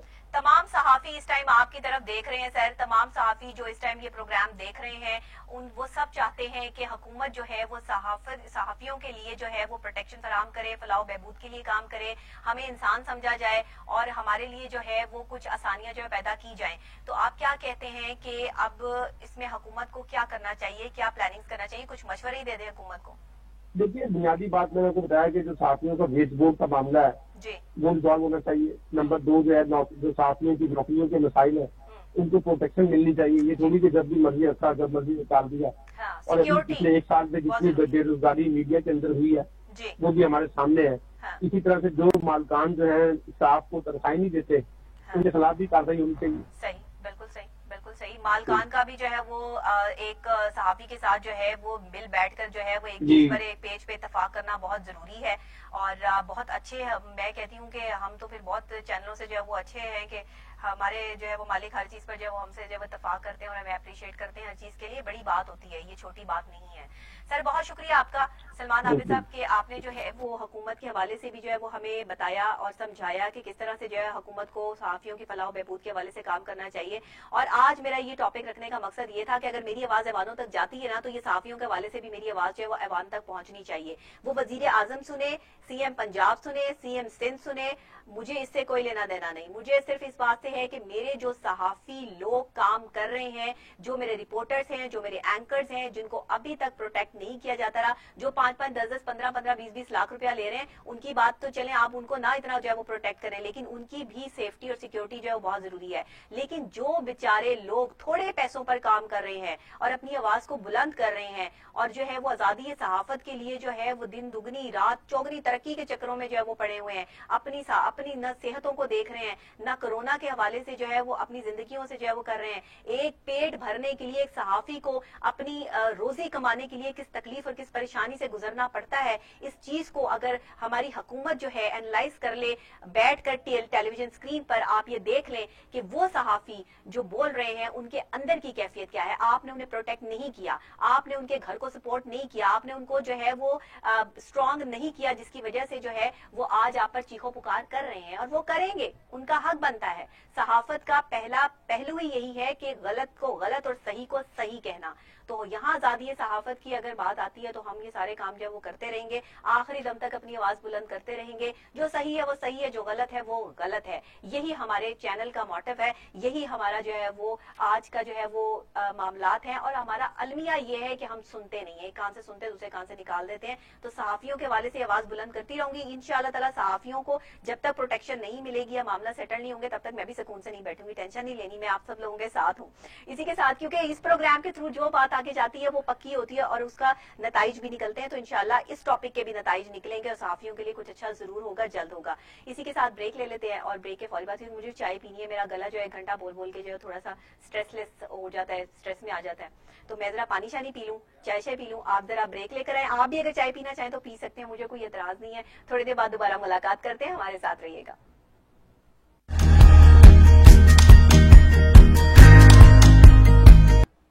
वेलकम बैक नाजरीन, आप देख रहे हैं गुड मॉर्निंग टुडे, आपके साथ आपकी मेजबान डॉक्टर नबीहा अली खान। और मॉर्निंग के मौके पर जनाब सुबह सुबह के वक्त आपको पता है कि हमारे कुछ इस तरह के हम टॉपिक्स जो है वो लेकर आते हैं कि जो हमारे अवाम से रिलेटेड हैं। जिस तरह की आपको पता है कि कोरोना के हवाले से जो है वो मामलात और हालात जिस तरह के उसकी अपडेट्स तो हम आपको देते ही रहते हैं, लेकिन कोरोना के हवाले के अलावा جو اور بیماریاں اس وقت جو ہے وہ سر اٹھا رہی ہیں اس میں ٹائیفائڈ، ملیریا اور ڈینگی جیسی موذے مرض جو ہیں وہ شامل ہیں، اور ڈاکٹرز جو ہے اس پر لوگوں کو گاہے بگاہے جو ہے وہ ہدایات جو ہے وہ دے رہے ہیں اور بتا رہے ہیں کہ احتیاطی تدابیر کس طرح کی جائیں، کیونکہ یہ جو موسم ہے اس میں ہوتا کیا ہے کہ اگر کسی کا گلا خراب ہے، زکام ہے، بخار ہے، تو وہ ملیریا کی کیفیت بھی ہو سکتی ہے، بخار کا بہت زیادہ تیز ہو جانا اور جسم کے کپ کپی تاری ہونا یا کانپنا یا سردی لگنا ٹائیفائڈ کی نشانیاں بھی ہو سکتی ہیں، اور اگر آپ کو جو ہے وہ مچھر کاٹ لے تو آپ کو اگر ڈینگی کی کوئی خدا نہ خاصا شکایت ہو جائے تو وہ مسائل بھی ہیں۔ اب ان تینوں کیفیات کو سمجھنے کے لیے اور ان کے سمٹمز کو سمجھنے کے لیے ضرورت اس عمل کی ہے کہ ہم اپنی عوام کو یہ سمجھا سکیں اور اپنے لوگوں کو یہ بتا سکیں کہ ہر بخار، ہر کھانسی، ہر نزلہ، ہر زکام کرونا وائرس نہیں ہے، یہ کوئی اور بیماری بھی ہو سکتی ہے، اور بر وقت اس کا علاج جو ہے وہ ہر بیماری کا جو ہے وہ ممکن بھی ہے اور کروانا بھی چاہیے۔ اسی لیے آج ہم اس چیز کو، کیونکہ حکومت تو سمجھانے سے قاصر ہے کہ ٹائیفائڈ، ملیریا، ڈینگی جیسی بیماریاں بھی جو ہے وہ اس وقت سر اٹھا رہی ہیں، تو ظاہر ہے پھر یہ ہماری رسپانسبلٹی بنتی ہے کہ ہم آپ کو جو ہے وہ یہ سمجھائیں، بتائیں، تاکہ ہماری عوام، ہمارے دیکھنے والے لوگ ہیں، جو ویئرز ہیں، وہ اس سے محفوظ رہ سکیں، کیونکہ پاکستان میں ہی نہیں، پاکستان سے باہر بھی لوگ یہ پروگرام جو ہے وہ بڑے شوق سے دیکھتے ہیں اور آپ کے کمنٹس آتے ہیں تو مجھے بڑا اچھا فیل ہوتا ہے، اور جب آپ ان سب چیزوں کو جو ہے پسند کرتے ہیں اور ہمارے پاکستانی ڈاکٹرز کے جو ہے وہ کمنٹس بھی سنتے ہیں اور وہ جب ان بیماریوں کے حوالے سے آپ کو جو ہے وہ سمجھاتے ہیں تو اس حوالے سے بھی جو ہے وہ بات ہوتی ہے۔ یہ تو وہ والا دور ہے کہ اس دور کے بارے میں اگر یہ کہا جائے کہ اب نہیں کوئی بات خطرے کی، اب سبھی کو سبھی سے خطرہ ہے، تو یہ میرا خیال ہے غلط بات نہیں ہوگی کہ اب نہیں کوئی بات خطرے کی، اب ساری باتیں خطرے کی ختم ہو گئی، کیونکہ اب تو سبھی کو سبھی سے خطرہ ہے، تو اس وجہ سے کیا ہے اب جو ہم خطرے کو جو یہاں پہ ڈیفینڈ کریں بیٹھ کر۔ تو ڈاکٹر ذیشان ہمارے ساتھ آن کال جو ہے وہ موجود ہیں، اور ان سے پوچھتے ہیں کہ ٹائیفائڈ، ملیریا اور ڈینگی جیسے جو یہ امراض ہیں ان کے حوالے سے لوگوں میں آگاہی دینا کتنا ضروری ہے، اور ان کے سمٹمز کیا کیا ہے اور لوگ اس سے کیسے احتیاطی تدابیر جو ہے وہ اپنا سکتے ہیں۔ السلام علیکم ڈاکٹر صاحب۔ جی السلام علیکم۔ جی ڈاکٹر صاحب کیسے ہیں آپ؟ ٹھیک ٹھاک ہیں؟ جی الحمدللہ۔ ڈاکٹر صاحب بتائیے گا کہ ہم کووڈ 19 کے حوالے سے، کرونا کے حوالے سے تو بہت بات کرتے ہیں، اس کے سمٹمز کے حوالے سے بھی لوگوں میں کافی آگاہی جو ہے وہ ہے، لیکن ابھی ٹائیفائڈ جیسی، ملیریا جیسی اور ڈینگی جیسی یہ بیماریاں جو ہے وہ سامنے آ رہی ہیں، اس حوالے سے ذرا ہمیں گائیڈ کیجیے گا۔ جی بالکل آپ کی بات ٹھیک ہے، آج کل کووڈ 19 نے اوور شیڈو کیا ہوا ہر ایک بیماری کو، کسی کو بھی بخار ہوتا ہے، چاہے وہ ٹائیفائڈ کا بخار ہو یا ڈینگی کا بخار ہو، ملیریا کا بخار ہو، تو سب سے پہلے ان کے ذہن میں بھی اور ڈاکٹر کے ذہن میں بھی یہی بات آتی ہے کہ شاید ان کو کورونا وائرس ہی انفیکٹ کیا ہے، لیکن ہمیں ساتھ ساتھ اب ہمیں ہوش کے ناخن لینے ہوں گے، کیونکہ ہم اب مس ڈائگنوز اب نہیں کریں گے، ہمیں نہیں چاہیے کہ ہم ہر ایک کو کورونا کی لسٹ میں رکھیں، ہمیں پراپر ان کی ہسٹری، ایگزامینیشن، سمپٹمس، سائنس یہ دیکھنے کے بعد فائنل ڈیسیجن کے اوپر ٹائملی پہنچنا ہوگا کہ اگر اس کو ملیریا ہے یا اس کو ٹائیفائڈ ہے تو ہمیں اس کا کور بھی ان کو دینا ہے۔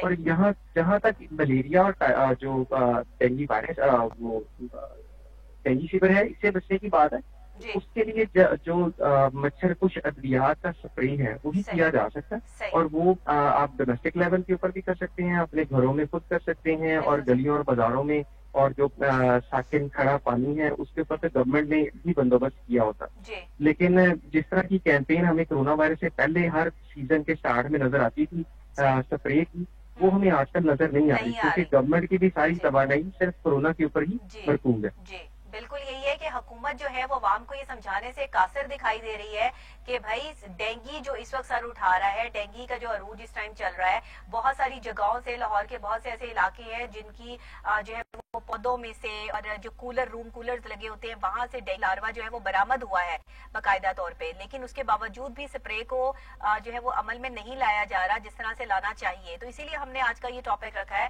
کہ ٹائیفائڈ لوگوں کو بہت زیادہ ہو رہا ہے اس وقت میں، ملیریا بہت زیادہ بچوں میں جو ہے وہ سامنے آ رہا ہے، تو اس سے احتیاطی تدابیر کیا ہیں، بچہ کس طرح جا سکتا ہے، بچوں کو کیسے محفوظ رکھا جا سکتا ہے، اور یہ اندازہ کیسے لگایا جائے کہ یہ بخار ٹائیفائڈ ہے یا ملیریا ہے، اس حوالے سے ذرا ہمیں بتائیے گا۔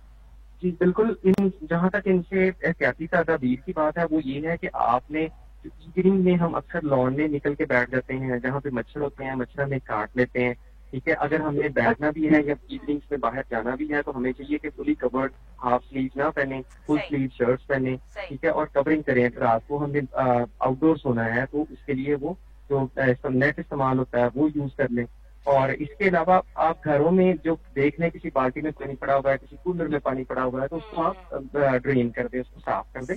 اور یہ تو آپ کی ذات تک یہ احتیاطیں ہیں.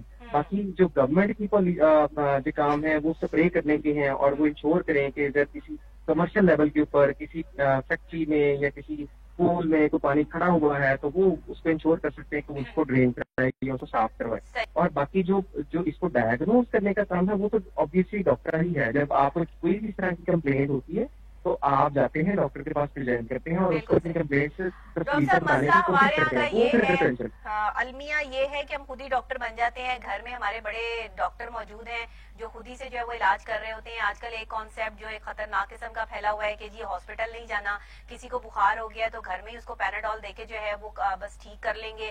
اس طرح کی جو چیزیں ہو رہی ہیں اس پر ذرا ہماری عوام کو تھوڑی سی گائیڈ لائن دیجیے کہ یہ کتنا خطرناک ثابت ہو سکتا ہے. بالکل صحیح بات ہے, خوف اپنی جگہ, لیکن عقل مندی کا مظاہرہ کرنا چاہیے. کسی کو بھی کوئی کمپلین ہوتی ہے تو آج کل تو بہت سی ٹیلی میڈیسن کی ویب سائٹس بنی ہوئی ہیں, اتنے فورمز بنے ہوئے ہیں, بہت سارے ڈاکٹرز ہیں, انہوں نے سوشل میڈیا کے اوپر اپنے کانٹیکٹ نمبرز دیے ہوئے ہیں. آپ وہاں پہ رابطہ کر سکتے ہیں, فون پہ پوچھ سکتے ہیں. اگر ان کو آپ کی علامتوں میں کوئی چیز سیریس نظر آئے گی تو وہ پھر آپ کو خود گائیڈ کریں گے کہ بھائی آپ کا علاج گھر پہ نہیں ہو سکتا, آپ ہمارے پاس آ جائیں.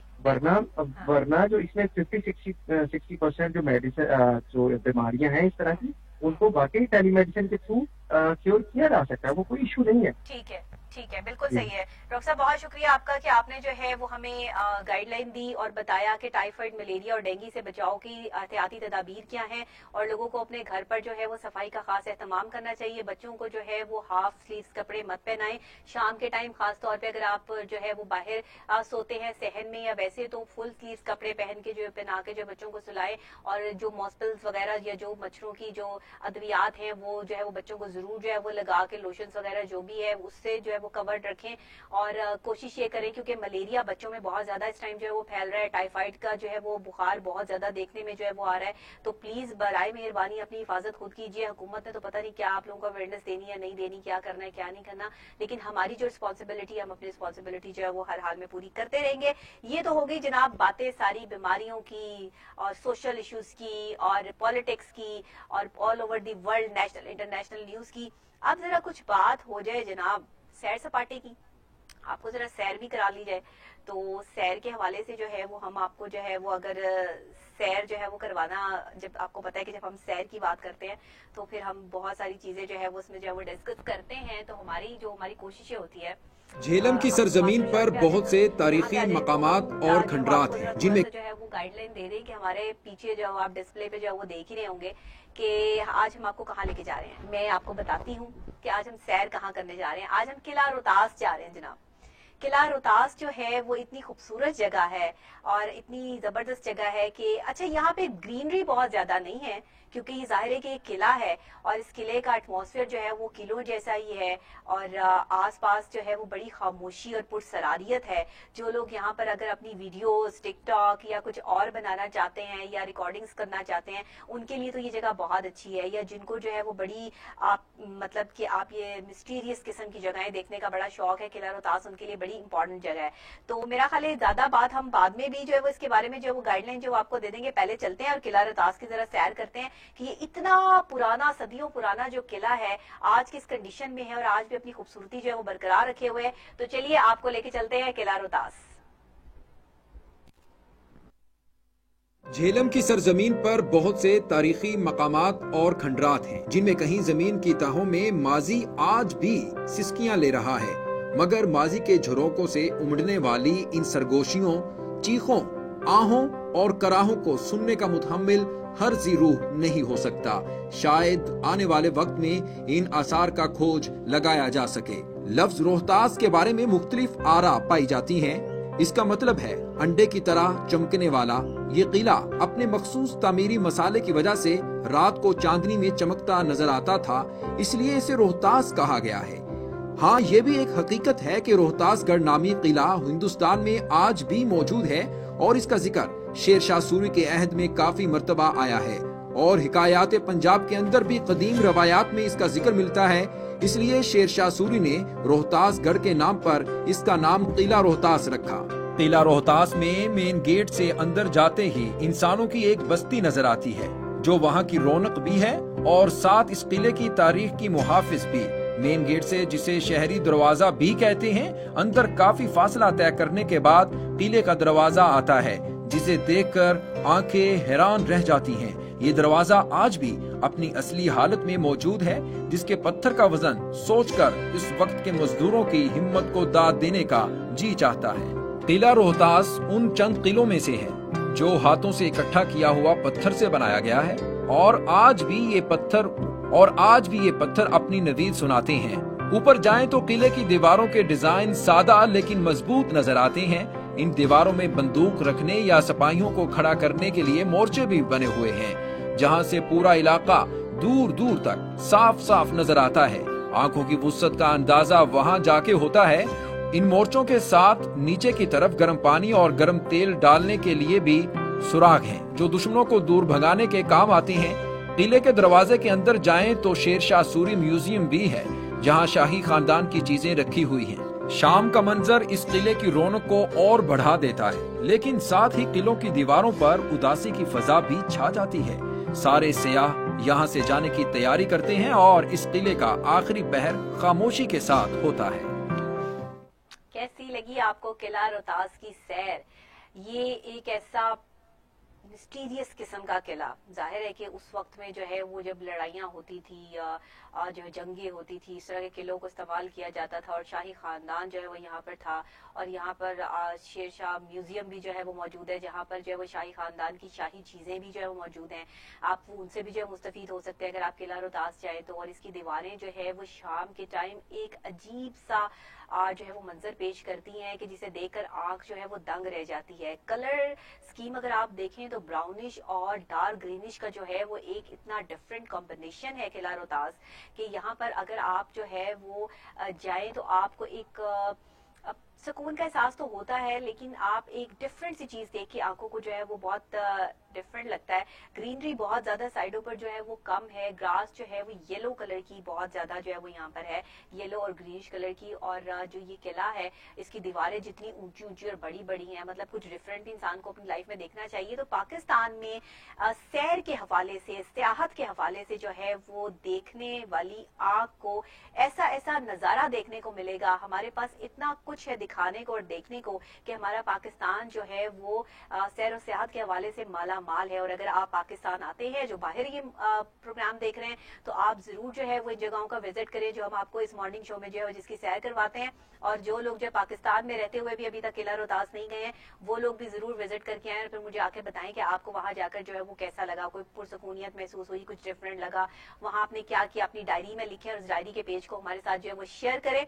इसके साथ जनाब आपको पता है कि खवातीन का सेगमेंट का भी टाइम जो है वो हो गया है। और खवातीन की आपको पता है खवातीन की सबसे जो मसला होता है, सबसे बड़ा मसला होता है काम किचन में करना होता है। और पकाना क्या होता है, खाना क्या होता है। आज किचन की हमारी जो डिश है जो हम आपके साथ शेयर करने वाले हैं, डिश ऑफ द डे आप कह लें कि सिंधी बिरयानी है जनाब।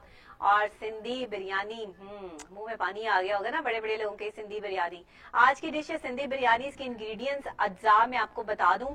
इसमें बासमती चावल आप 1 किलो इस्तेमाल कर सकते हैं, बकरे का गोश्त 1 किलो, दही 1 प्याली, पीसी हुई लाल मिर्च। अच्छा, बकरे का गोश्त जो नहीं इस्तेमाल करना चाहते तो चिकन भी ले सकते हैं। पीसी हुई लाल मिर्च 1 खाने का चम्मच, पिसा हुआ धनिया 2 खाने के चमचे, अदरक लहसुन पिसा हुआ 1 खाने का चम्मच। अच्छा, ये आप ना कागज पेंसिल अगर पकड़ लें तो आप इसको अच्छे तरीके से जो वो लिख सकते हैं आज की डिश सिंधी बिरयानी के हवाले से। इसमें अदरक लहसुन भी पिसा हुआ आप 1 खाने का चम्मच डाल सकते हैं।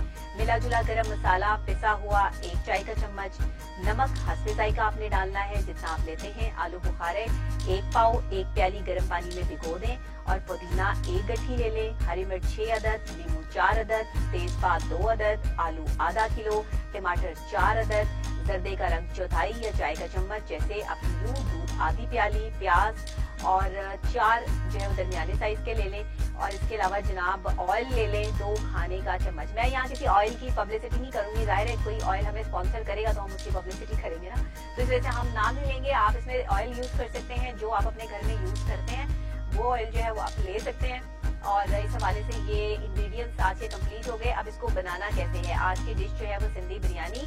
اور اس میں جو انگریڈینٹس اجزاء استعمال ہوئے آپ اپنی اسکرین پر دیکھ سکتے ہیں. اس کو نوٹ کر لیں, کاغذ پینسل پکڑ لیں, اور آج آپ نے جو ہے سندھی بریانی بنا کے اپنے گھر والوں کو کھلانی ہے اور پھر ہمیں بتانا ہے کہ سندھی بریانی کیسی بنی ہے. اس کی ترکیب بھی بتا دیتی ہوں جناب.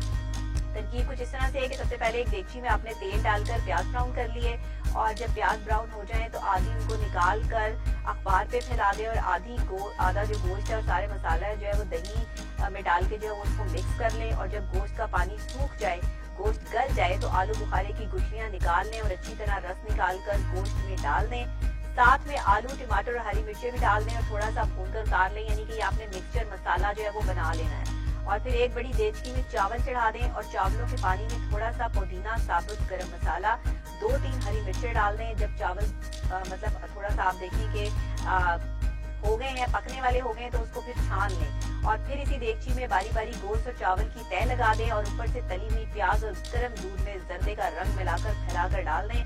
لیمبو کا رس چھڑک دیں. توے کے اوپر تیز آنچ میں دم پر رکھ دیں, اور جب چاولوں کے اوپر بھاپ آ جائے تو ہلکی آنچ کر دیں. آپ کی سندھی بریانی تیار ہے.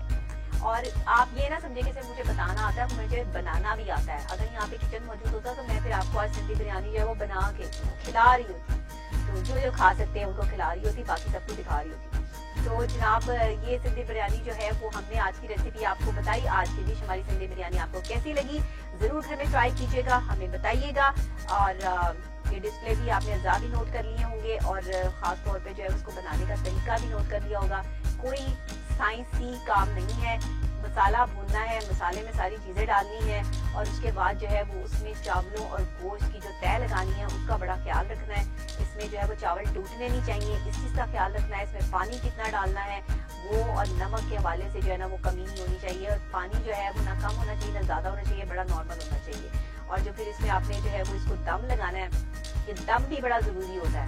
یہ دم کرنے والا دم نہیں میں بتا رہی, دم لگانے والا دم بتا رہی ہوں. چلیں جی, یہ ہو گئی آج کی ہماری ڈش سندھی بریانی. تو ہوپ سو کہ آپ کو جو ہے وہ پسند آئی ہوگی آج کی سندھی بریانی.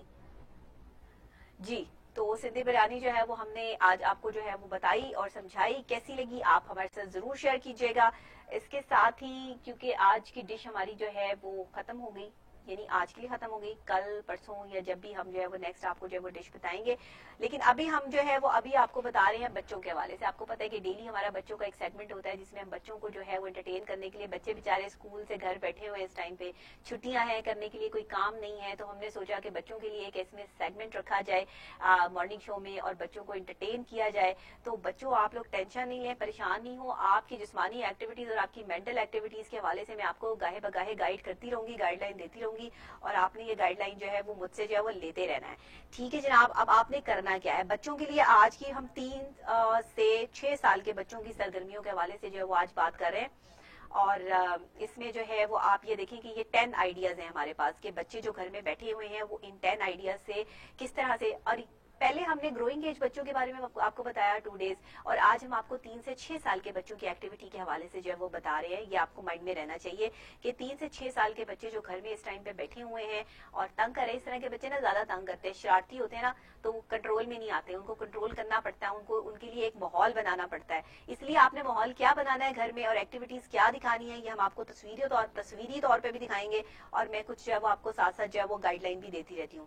سب سے پہلے تو جو آپ کے بچے ہیں ان کو صبح جلدی اٹھنے کی عادت ڈالیں, کہ بچے جو ہے وہ بہت دیر تک سوتے نہ رہیں, کہ 10 سے 12 بجے تک جو ہے وہ بچے جو سوتے رہے. آپ 10 بجے سے پہلے بچوں کو اٹھنے کی جو ہے وہ پریکٹس کروائیں, کہ 8 بجے جو بچوں کا اسکول ٹائمنگ ہوتا ہے وہی ٹائمنگ رکھیں, کیونکہ بعد میں بچوں کی روٹین جو ہے وہ خراب ہو جاتی ہے.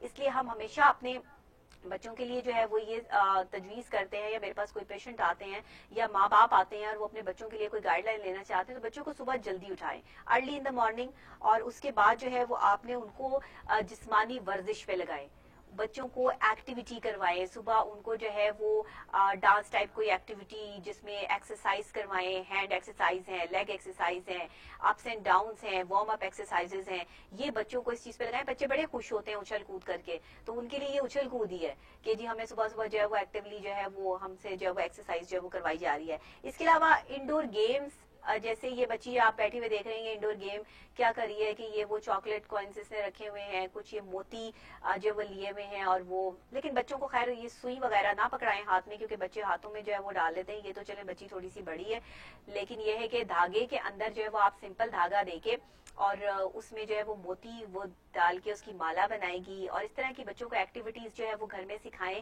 کہ بچے جو ہے وہ گتوں سے, یہ اگر آپ بچی کے پیچھے دیکھیں تو چھوٹے چھوٹے پلے کارڈز ہوتے ہیں, کلرز والے کارڈز ہوتے ہیں, جس سے اسکول میں بھی بچوں کو ڈرائنگ سکھائی جاتی ہے اور سکھایا جاتا ہے کہ آپ اپنی وال کو کس طرح خوبصورت جو ہے وہ پینٹ کر سکتے ہیں. تو اس طرح کر کے آپ جو ہے وہ بچوں کے ساتھ ایکٹیویٹی کریں, ان کے پاس بیٹھیں. وہ جو لڑکیاں ہیں وہ اپنی جویلری جس طرح یہ بچی بنا رہی ہے اور دھاگے کے اندر جو ہے موتی ڈال کے جو ہے وہ ایک دن جو ہے وہ اس کی جویلری کمپلیٹ ہو ہی جائے گی. ڈیلی بچوں کو جو ہے وہ ایکٹیویٹی میں جو ہے وہ لگائے رکھیں. اس کے علاوہ جناب موبائل فون یا کمپیوٹر گیمز جو ہیں ان کے لیے ایک وقت مقرر کر دیں کہ اس ٹائم تک جو ہے وہ بچوں نے موبائل فون پہ گیمز یا یہ ایکٹیویٹی جو ہے وہ کرنی ہے. اور اس کے بعد جو ہے فزیکل ایکٹیویٹی جو ہے وہ زیادہ رکھیں بچوں کی. جتنا بچہ جو ہے وہ ایکٹیولی بھاگے گا, دوڑے گا, چوٹ لگنے کا خدشہ بھی ہے. اس لیے بچوں کو بٹھا کر ایک جگہ پر جو ہے ان کو وہ ٹائم بھی رکھیں کہ جس ٹائم پہ وہ کھیلیں کودیں, لیکن وہ ٹائم بھی رکھیں جب وہ کوئی ایکٹیویٹی کر رہے ہوں. کارڈز دے دیں ان کو, وہ ڈرائنگز بنائیں, کوئی کارٹونز بنائیں. ان کو کارٹون آپ ان کو ٹارگٹ دے دیں کہ جی آپ نے آج یہ مجھے کارٹون بنا کے دینا ہے. چھوٹے چھوٹے پلانٹس بنائیں. پودوں کے ساتھ ان کو جو ہے وہ انٹریکٹ کریں کہ وہ پودوں کو پانی دیں. شام کو جو ہے وہ اپنے گارڈن کے جو ہے وہ صاف ستھرائی میں جو ہے وہ آپ کی مدد کریں. کچن کے کاموں میں چھوٹے چھوٹے کہ گلاس ادھر سے ادھر رکھ دیا, پلیٹ رکھ دی, کیسے رکھنی ہے, کیا کرنا ہے, اس طرح کی بچوں کو چیزیں سکھائیں. بچوں کو اپنا کمرہ صاف کرنے کی عادت ڈلوائیں. بچوں کو میں نے دیکھا ہے کہ والدین یہ بتاتے ہی نہیں ہے کہ بیٹا آپ نے اگر یہ شرٹ اتار کے یہاں پہ رکھی ہے تو اس کو طے کر کے رکھنا بھی ہے, یا اگر یہ میلی ہے تو اس کو میلے کپڑوں کے اندر ڈالنا ہے. ان سب چیزوں کو بچوں کو کمرہ صاف رکھنے کی تربیت دینا والدین کی اولین ذمہ داری ہے. اور یہ چیزیں کریں. اس کے بعد آپ اپنے بچوں کو ساتھ جو ہے وہ کھیل کود میں, تفریح میں جو ہے وہ ان کا تھوڑا سا ساتھ دیں. ان کو تھوڑا سا ایکٹیولی جو ہے وہ اپنے ساتھ جو ہے وہ انگیج رکھیں. ان کو ایسی ایکٹیویٹی کی طرف راغب نہ کریں کہ جس میں وہ ایسی گیمز کے ساتھ جو ہے وہ ان ٹچ ہوں کہ جو ان کے لیے جو ہے وہ غلط ہوں, بلکہ ان کو گتے سے کچھ بنانا سکھائیں, ان کو کلرز سے کچھ بنانا سکھائیں. پرانی بکس لے لیں, اس سے کوئی ڈرائنگ بکس بنانا سکھائیں. ان کو جو ہے وہ پلے کارڈز وغیرہ میں کوئی آئس کریم کے حوالے سے آپ کچھ بنا رہی ہیں, ان کو پاس کھڑا کر لیں, ان کو پاس ایک سٹول دے کے یا چیئر دے کے بٹھا لیں کہ دیکھیں اب میں یہ کر رہی ہوں, میں یہ کر رہی ہوں. ان کو چولہے کے پاس بالکل مت جانے دیں. کچھ ایسی چیزیں جو بچوں کی پسند کی ہیں ان کو میٹھا ساتھ ساتھ تھوڑا تھوڑا دیتی رہے. بسکٹس, یہ چیزیں جو اپنے پاس رکھیں, چاکلیٹس وغیرہ. یہ بچے جو ہے نا اس طرح ایکٹیویٹی میں جو ہے وہ بیزی رہیں گے. ان کے پاس کام کرنے کی سارا دن کی اگر آپ ان کا ایک چارٹ بنا لیں پورے ویک کا کہ آج بچوں نے کیا کرنا ہے, کل کیا کرنا ہے, پرسوں کیا کرنا ہے. اب اگر آپ نے اس کو جو ایک جویلری بنانے کے لیے دے دی ہے, چھوٹی چھوٹی یہ چیزیں بنانے کے لیے, یا کارڈز بنانے کے لیے, کارٹون بنانے کے لیے, کلر کرنے کے لیے, تو آج ہم نے مکی ماؤس پہ کلر کرنا ہے, کل ہم نے اس پہ کلر کرنا ہے, آج ہم نے کار بنانی ہے. اس طرح بچوں کے ساتھ مل کے ایکٹیویٹی میں جو ہے وہ تھوڑا سا بیزی رہے. والدین کی ذمہ داری جو ہے وہ یہاں پہ بنتی ہے کہ کورونا کے دنوں میں جسمانی سرگرمی, اس سے مینٹلی بھی بچہ اسٹرانگ رہے گا. اور اس کے کھانے پینے کا بہت زیادہ دھیان رکھیں. بچوں کو جو ہے وہ مینٹلی اسٹرانگ وہ تبھی ہوتے ہیں جب ان کے کھانے پینے کا جو ہے آپ دھیان رکھتے ہیں. اور جو بچے جو ہے وہ اس وجہ سب سے بڑی بات جو اکثر لوگ مجھ سے پوچھتے ہیں, سوال بھی کرتے ہیں اور میرے پاس آتے بھی ہیں کہ ایسا ماہر نفسیات میں ان کو مشورہ بھی دیتی ہوں کہ جو بچے اس ٹائم ڈپریس ہو چکے ہیں, گھر میں بیٹھ کے ساری ایکٹیویٹیز کر چکے ہیں اور والدین بھی ان کی وجہ سے جو ہے وہ ڈپریشن کا شکار ہے. بچے چیخو پکار کرتے ہیں, شاؤٹ کرتے ہیں, ان کے پاس کرنے کے لیے کوئی کام نہیں ہوتا. ایسا بچے تب کرتے ہیں جب وہ اپنے ماں باپ کی کنسنٹریشن چاہتے ہیں. وہ چاہتے ہیں کہ ماں باپ ہماری طرف توجہ دیں, اور ماں باپ توجہ نہیں دے پاتے. مائیں کچن میں بیزی ہیں, باپ اپنے لیپ ٹاپ میں بیزی ہے, اپنے موبائل فون میں بیزی ہے, اور بچوں کے لیے کرنے کے لیے کچھ نہیں ہے. وہ یا تو آپس میں لڑ رہے ہیں, جھگڑ رہے ہیں, یا پھر وہ جو ہے وہ ماں کا سر کھا رہے ہیں آ کے کہ ہماری بات سنو, اور ہماری بات کو سنا نہیں جا رہا. اس کے لیے میں نے آپ کو بتا رہی ہوں کہ ایکٹیویٹیز ڈیوائڈ کر دیں. ایسے بچوں کو ٹریٹ کرنے کے لیے ان کو لکوڈ دینا بہت ضروری ہے, ان کے جوسز کے. اور ایسے بچوں کو میٹھا نہیں دینا. جن کو غصہ بہت زیادہ آتا ہے ان بچوں کو میٹھا زیادہ نہیں کھانے دینا. آپ نے ان کا میٹھا جو ہے وہ کم رکھنا ہے. ان کو نمکین چیزیں آپ نے جو ہے وہ زیادہ دینی ہے, جس میں آپ انہیں فرینچ فرائز بنا کے دے سکتی ہیں, چپس وغیرہ دے سکتی ہیں, نمکو دے سکتی ہیں. اس طرح کی چیزیں آپ انہیں دیجیے. اس میں بالکل بھی آپ نے ان کو میٹھا نہیں دینا ہے, کیونکہ وہ اور شاؤٹ ہو جائیں گے, اور وہ اور زیادہ جو ہے وہ شاؤٹ کر کے جو ہے وہ آپ کے گھر میں ایک مصیبت جو ہے وہ ڈال دیں گے. تو یہ بچے جو اپنے گھر میں بیٹھے ہیں اور شاؤٹ کر رہے ہیں اور تکلیف کر رہے ہیں, پریشانی میں مبتلا ہیں, ایسے بچوں کو تھوڑا سا باہر جو ہے نا وہ ان کا انوائرمنٹ چینج کرنے کی کوشش کریں, انہیں ہاتھ پکڑ کے باہر لے جائیں, انہیں تھوڑی سی سیر وغیرہ کروا لیں. اگر آپ کے ارد گرد کوئی ایسی سوسائٹی ہے, ماحول ہے کہ جہاں پہ باہر گارڈن ہے, تو وہاں تھوڑی سی واک کا ان کو جو ہے وہ دیں, ان کو اس طرح کی جو ہے وہ ایکٹیویٹیز دکھائیں. ان کے ساتھ آپ کو خود انوالو ہونا پڑے گا. جو شاؤٹ کرنے والے بچے ہیں نا وہ توجہ چاہتے ہیں, وہ شاؤٹ کرتے ہی تابع جب ان کو توجہ نہیں ملتی, تو ان کے ساتھ آپ کو خود انگیج ہونا پڑے گا. باپ کو بھی ٹائم دینا پڑے گا, ماں کو بھی ٹائم دینا پڑے گا. ماں باپ کو دونوں کو انگیج ہو کے جو ہے وہ بچوں کی پرابلم سننی پڑے گی, سارا دن کی ایکٹیویٹی پہ نظر رکھنی پڑے گی, بچوں کے ساتھ بیٹھ کے جو ہے وہ آپ کو بات کرنی پڑے گی. تب جا کے آپ بچوں کو جو ہے وہ ریلیکس موڈ میں یا ریلیکس جو ہے وہ کر سکتے ہیں. تو کورونا کے ان دنوں میں آج ہم نے سیکھا کیا؟ ہوپ سو کہ جو والدین یہ پروگرام دیکھ رہے ہوں گے انہوں نے یہ سیکھا ہوگا کہ بچوں کو کیسے ٹریٹ کرنا ہے, اور جو بچے کھیل کود کے باوجود جو ہے وہ ہائپر کنڈیشن میں ان کا میٹھا کم کر دیں. ان کو میٹھا نہیں زیادہ دینا آپ نے, ان کی نمکین چیزیں جو ہے وہ بڑھا دیں, اور تلی ہوئی چیزیں بالکل ان کو جو ہے وہ نہیں دینی. جبکہ بچے تلی ہوئی چیزیں بہت پسند کرتے ہیں کہ یہ بھی تلا ہوا ملے وہ بھی ملے, ایسے بچوں کو نہیں دینا آپ نے. ان کو زیادہ تر دودھ پہ رکھنا ہے. یہ دودھ نہیں پیتے, جو ضدی بچے ہوتے ہیں نا یہ دودھ نہیں پیتے, اور ہائپر بچے جو ہے وہ دودھ سے بھاگتے ہیں. اس لیے ان کو کوئی اس میں جو ہے وہ ایسی چیز ملا کے, لائک کوئی فلیور ملا کے یا کوئی ملک شیک بنا کے کچھ اس طرح کی چیز ان کو جو ہے وہ آپ دیں, جس سے ان کا جو ہے وہ ٹیسٹ جو ہے وہ ڈفرینٹ ہو جائے. تو یہ چیزیں ساری ہو گئی ہیں جناب. اب ہمیں ٹک ٹاک کی طرف چلنا ہے. آج کے ہمارے ٹک ٹاک سٹارز کے حوالے سے بھی جو ہے وہ ہمیں بات کرنی ہے. ٹک ٹاک سٹارز میں آج آنٹی انکلز, لڑکیاں لڑکے مکس ہی ہیں, اور کچھ انکلز ایسے ہیں جو بڑے پتہ نہیں کیا عجیب و غریب ڈفرینٹ حرکتیں کر رہے ہیں, اور آپ نے ہمیں ویڈیوز بنا کے بھیجی ہیں, تو میں نے کہا چلیں جی ہم چلا دیتے ہیں, کوئی ایسی بات نہیں ہے. آپ بھی دیکھیں گے تو آپ کو بھی ہنسی آئے گی. ایک وہ بزرگ ٹائپ انکل ہے, وہ بھی کچھ پتہ نہیں کیا کر رہے ہیں, اور ایک لڑکی ہے وہ کچھ جو ہے وہ فنی ٹائپ جو ہے اس نے ہمیں ویڈیو بنا کے بھیجی ہے. تو ہم دیکھتے ہیں, پہلے ایک ویڈیو دیکھتے ہیں, اس پر جو ہے پھر آ کے کمنٹ کرتی ہوں, پھر ہم دوسری ویڈیو کی طرف چلیں گے. تو اس طرح کر کے جو ہے وہ ہمارا ٹک ٹاک سیگمنٹ جو ہے وہ بھی سٹارٹ ہونے والا ہے جناب. ہم سٹارٹ کر رہے ہیں, اور ٹک ٹاک کے علاوہ آپ لوگ جو بھی ٹک ٹاک جو ہے وہ پسند کرتے ہیں, جو ٹک ٹاک بناتے ہیں, آپ ہمیں بھیج سکتے ہیں. اچھا پہلے ہم ایک انکل کو آپ کو انٹروڈیوس کرواتے ہیں نا. ایک انکل ہیں, مولوی صاحب انکل ہے, مطلب داڑھی والے انکل ہیں. پتہ نہیں کیا کر رہے ہیں, ان کو ہوا کیا ہے, مسئلہ کیا ہے, کوئی سائیکولوجیکل پرابلم ہے کہ کیا ٹینشن کیا ہوئی ہے, پتہ نہیں خوش ہیں تو ایسے کر رہے ہیں, پتہ نہیں ٹینشن میں ہے تو ایسے کر رہے ہیں. یہ مطلب ریسرچ کرنی پڑے گی اس پہ. تو آپ پہلے ٹک ٹاک دیکھ لیں, اس کے بعد آ کے ذرا پتا کرتے ہیں کہ یہ انکل کو پرابلم کیا ہے, یہ کیوں کر رہے ہیں ایسے. آئیے دیکھتے ہیں.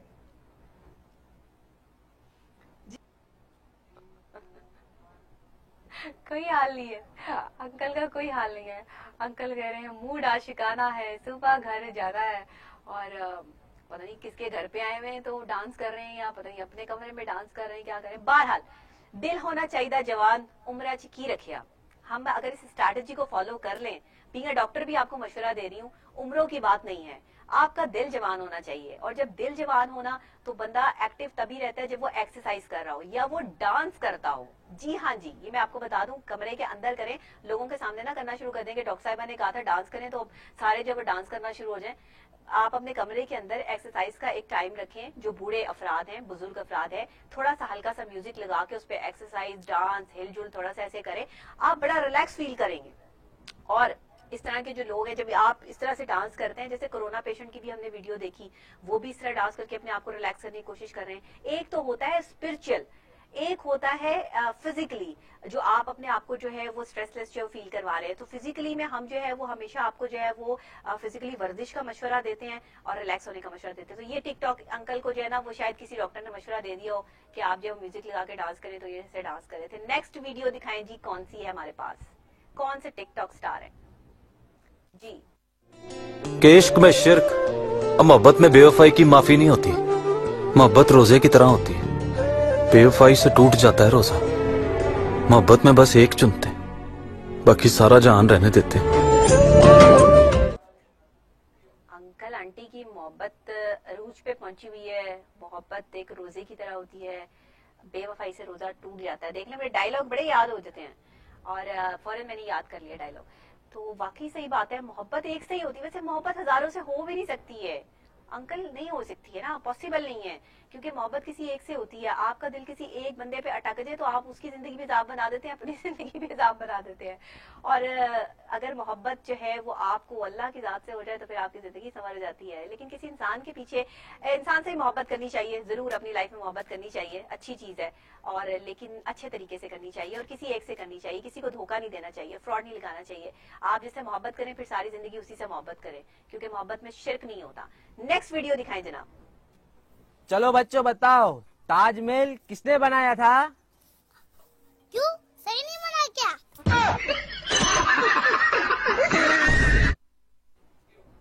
اچھا چلو بچے بتاؤ, تاج محل کس نے بنایا تھا؟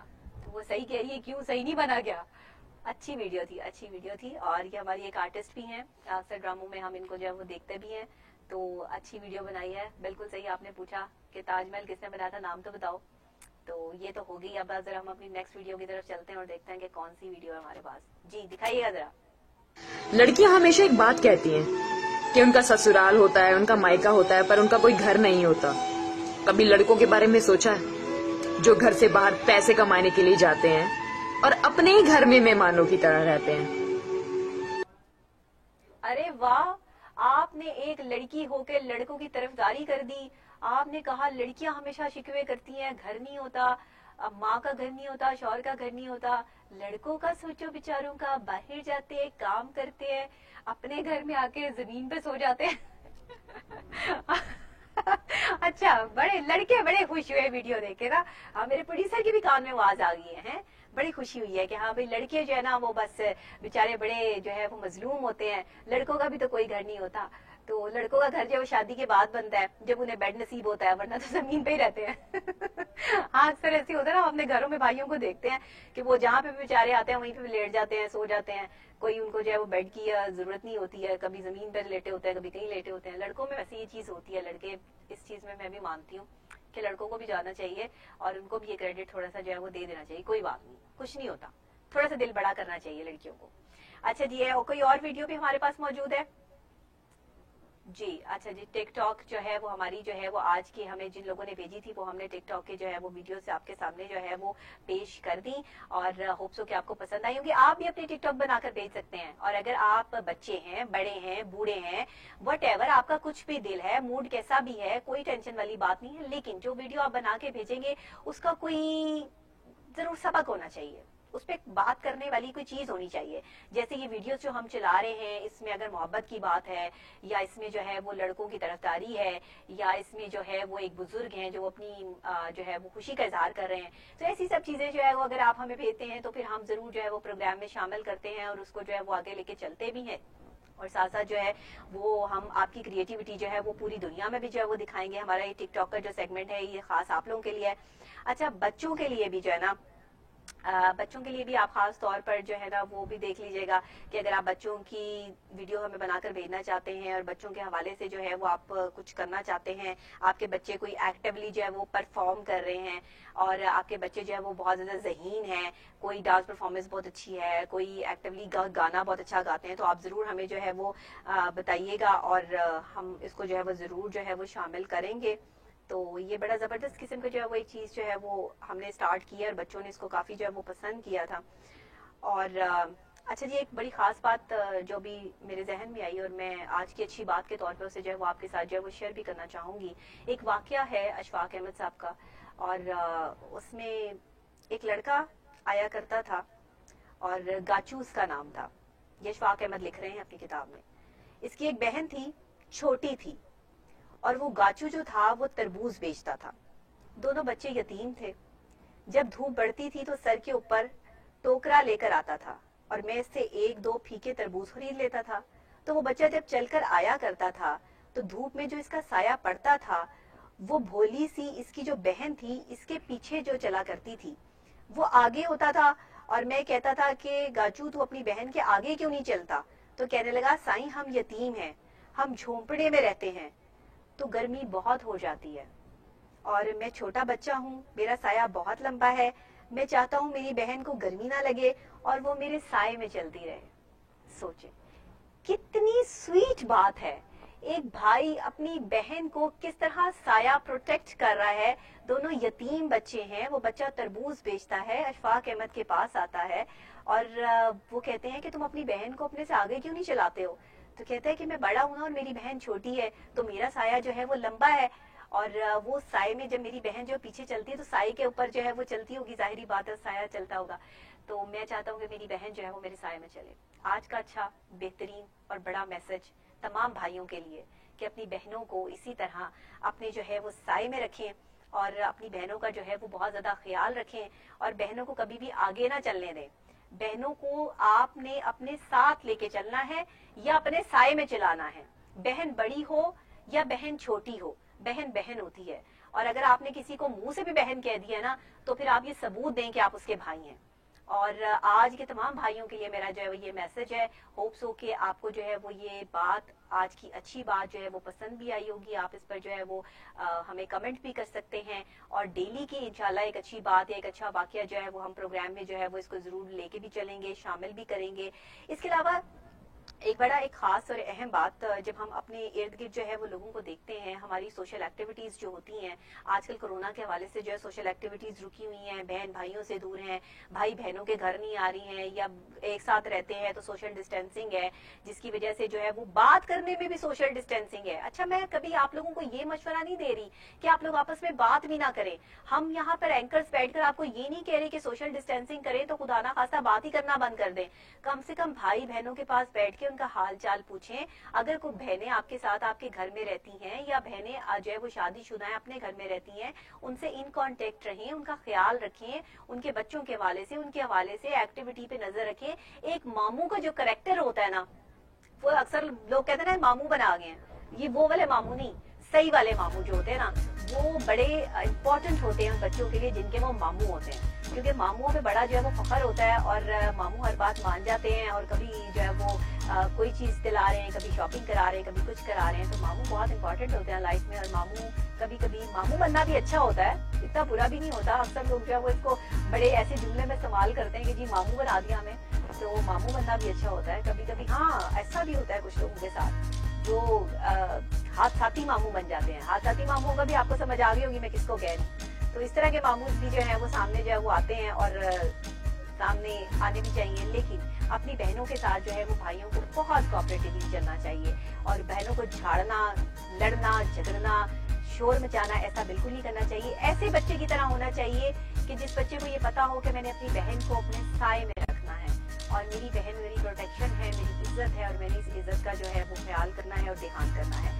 आज का पूरे प्रोग्राम का ओवरव्यू जायजा लेते हैं जनाब। ओवरव्यू जायजे के हवाले से जो है वो मैं आपको बता देती हूँ कि आज के पूरे प्रोग्राम में हमने क्या क्या किया, क्या क्या डिस्कशन हुई, कैसे हुई। और उसके बाद जो है हमने कल जो प्रोग्राम में आपसे जो मुलाकात करनी है, तो कल हम एक डिफरेंट अंदाज से जो है वो आपसे मुलाकात करेंगे। आज थर्सडे है, कल इंशाल्लाह फ्राइडे है, तो फ्राइडे को जो है वो हम स्पेशल प्रोग्राम जो है वो आपके लिए करते हैं। और फ्राइडे का हमारा जो प्रोग्राम होता है वो इस्लामिक पॉइंट ऑफ व्यू से भी होता है, सोशल और पॉलिटिकल पॉइंट ऑफ व्यू से भी। ये तमाम चीजें जो हम साथ साथ लेके चलेंगे, लेकिन इस्लामिक अखबार को भी हम नहीं भूल सकते क्योंकि ये हमारा सरमाया है। आज के ओवरव्यू जायजे में हमने सबसे पहले जो है वो आपके सामने जो है वो कुछ इंटरेस्टिंग न्यूज के हवाले से भी हमने आज जो है वो बात की है, आपको डिफरेंट किस्म की जो है वो न्यूज भी दी है। साथ ही साथ हमने खास तौर पे जो मैसेज आज मैंने कन्वे करने की आपको कोशिश की है वो ये है कि आजादी सहाफत पे जो बार बार हमला किया जाता है, हम जैसे सहाफियों के लिए जो प्रॉपर तरीके से अच्छे प्लेटफॉर्म्स या फैसिलिटीज जो है वो फराहम नहीं की जाती हैं, उस हवाले से हुकूमत को जो है वो सोचना है। और मेरे बहुत सारे जो रिपोर्टर्स हैं, मेरे बहुत सारे जो एंकर्स हैं जो बनना चाहते हैं, इन प्रोसेस हैं या काम कर रहे हैं, जिनके पास फैसिलिटीज मौजूद नहीं है, उनके लिए हुकूमत को जो है वो कोई हिकमत अमली जो है वो तरतीब देने की इस वक्त बहुत ज्यादा जरूरत है और हुकूमत को इस पर जो है वो सोचना है। इस पे हमारे जर्नलिस्ट भी हमारे साथ है जिन्होंने तज्जिया भी दिया, हुकूमत से अपील भी की। और खवातीन की हेरसमेंट के हवाले से कि जो खवातीन मतलब सहाफी खवातीन हैं और उनको अरेस्ट किया जाता है, उनकी सिक्योरिटी के हवाले से, सहाफियों की सिक्योरिटी के हवाले से जो है वो हुकूमत को सख्त इक़दाम लेने की जरूरत है, एक स्ट्रैटेजी मुरतब करने की जरूरत है और किसी की भी जुबान पर ताले डालने की बजाय अपने आप को सही करने की जो है वो जरूरत है। आजादी सहाफत के हवाले से बात की, ٹائیفائڈ, ملیریا اور ڈینگی کی حوالے سے اویئرنیس جو لوگوں میں نہیں ہے, اس حوالے سے آج جو ہے وہ ہم نے اس کا اوور ویو جائزہ لیا کہ لوگوں کو کس طرح اپنے بچوں کو سیو کرنا ہے, احتیاطی تدابیر کیا اپنانی ہے, چھوٹے بچوں کی ایکٹیویٹیز کے حوالے سے 3 سے 6 سال کے بچوں کی ایکٹیویٹیز گھر پہ کیا ہونی چاہیے, کورونا کے اس دور میں جہاں بچے فرسٹریٹ ہو گئے ہیں, ڈپریشن میں آ گئے ہیں, ڈپریس بچوں کو, شاؤٹ کرنے والے بچوں کو میٹھا نہیں دینا, آج کا ہم نے جو ہے وہ یہ سبق جو ہے وہ سیکھا ہے. اس کے علاوہ جناب ہم نے یہ سارا اوور ویو جو جائزہ لیا, سیر بھی کی قلعہ روہتاس کی, اور ساتھ ساتھ جو ہے وہ ہم نے یہ سب چیزیں جو ہے وہ دیکھی. اور آج کی اچھی بات, جس نے اس اچھی بات سے فائدہ حاصل کیا اس کے لیے میری طرف سے جو ہے وہ, آپ اگر اچھے بھائی ہیں اور اپنی بہن کا خیال رکھتے ہیں اور آپ کی بہن اس چیز کی تصدیق کرتی ہے تو پھر ہماری طرف سے آپ کو جو ہے وہ گفٹ ہیمپر بھی دیا جائے گا. جی ہاں, یہ میں اعلان کر رہی ہوں آپ لوگوں کے لیے. اور جو اچھے بھائی ہیں اپنی اچھی اسٹوریز جو ہے وہ ہمارے ساتھ جو ہے وہ شیئر کیجیے. ٹک ٹاک اسٹارز جو ہیں وہ آپ اپنی ٹک ٹاک جو ہے وہ بنا کے ہمیں بھیجیے. ٹک ٹاک جو ہے وہ قابل ترازی ہونی چاہیے, سب سے پہلی بات اچھی ہونی چاہیے, سبق آموز ہونی چاہیے, تاکہ ہم اسے پروگرام میں شامل کر سکیں.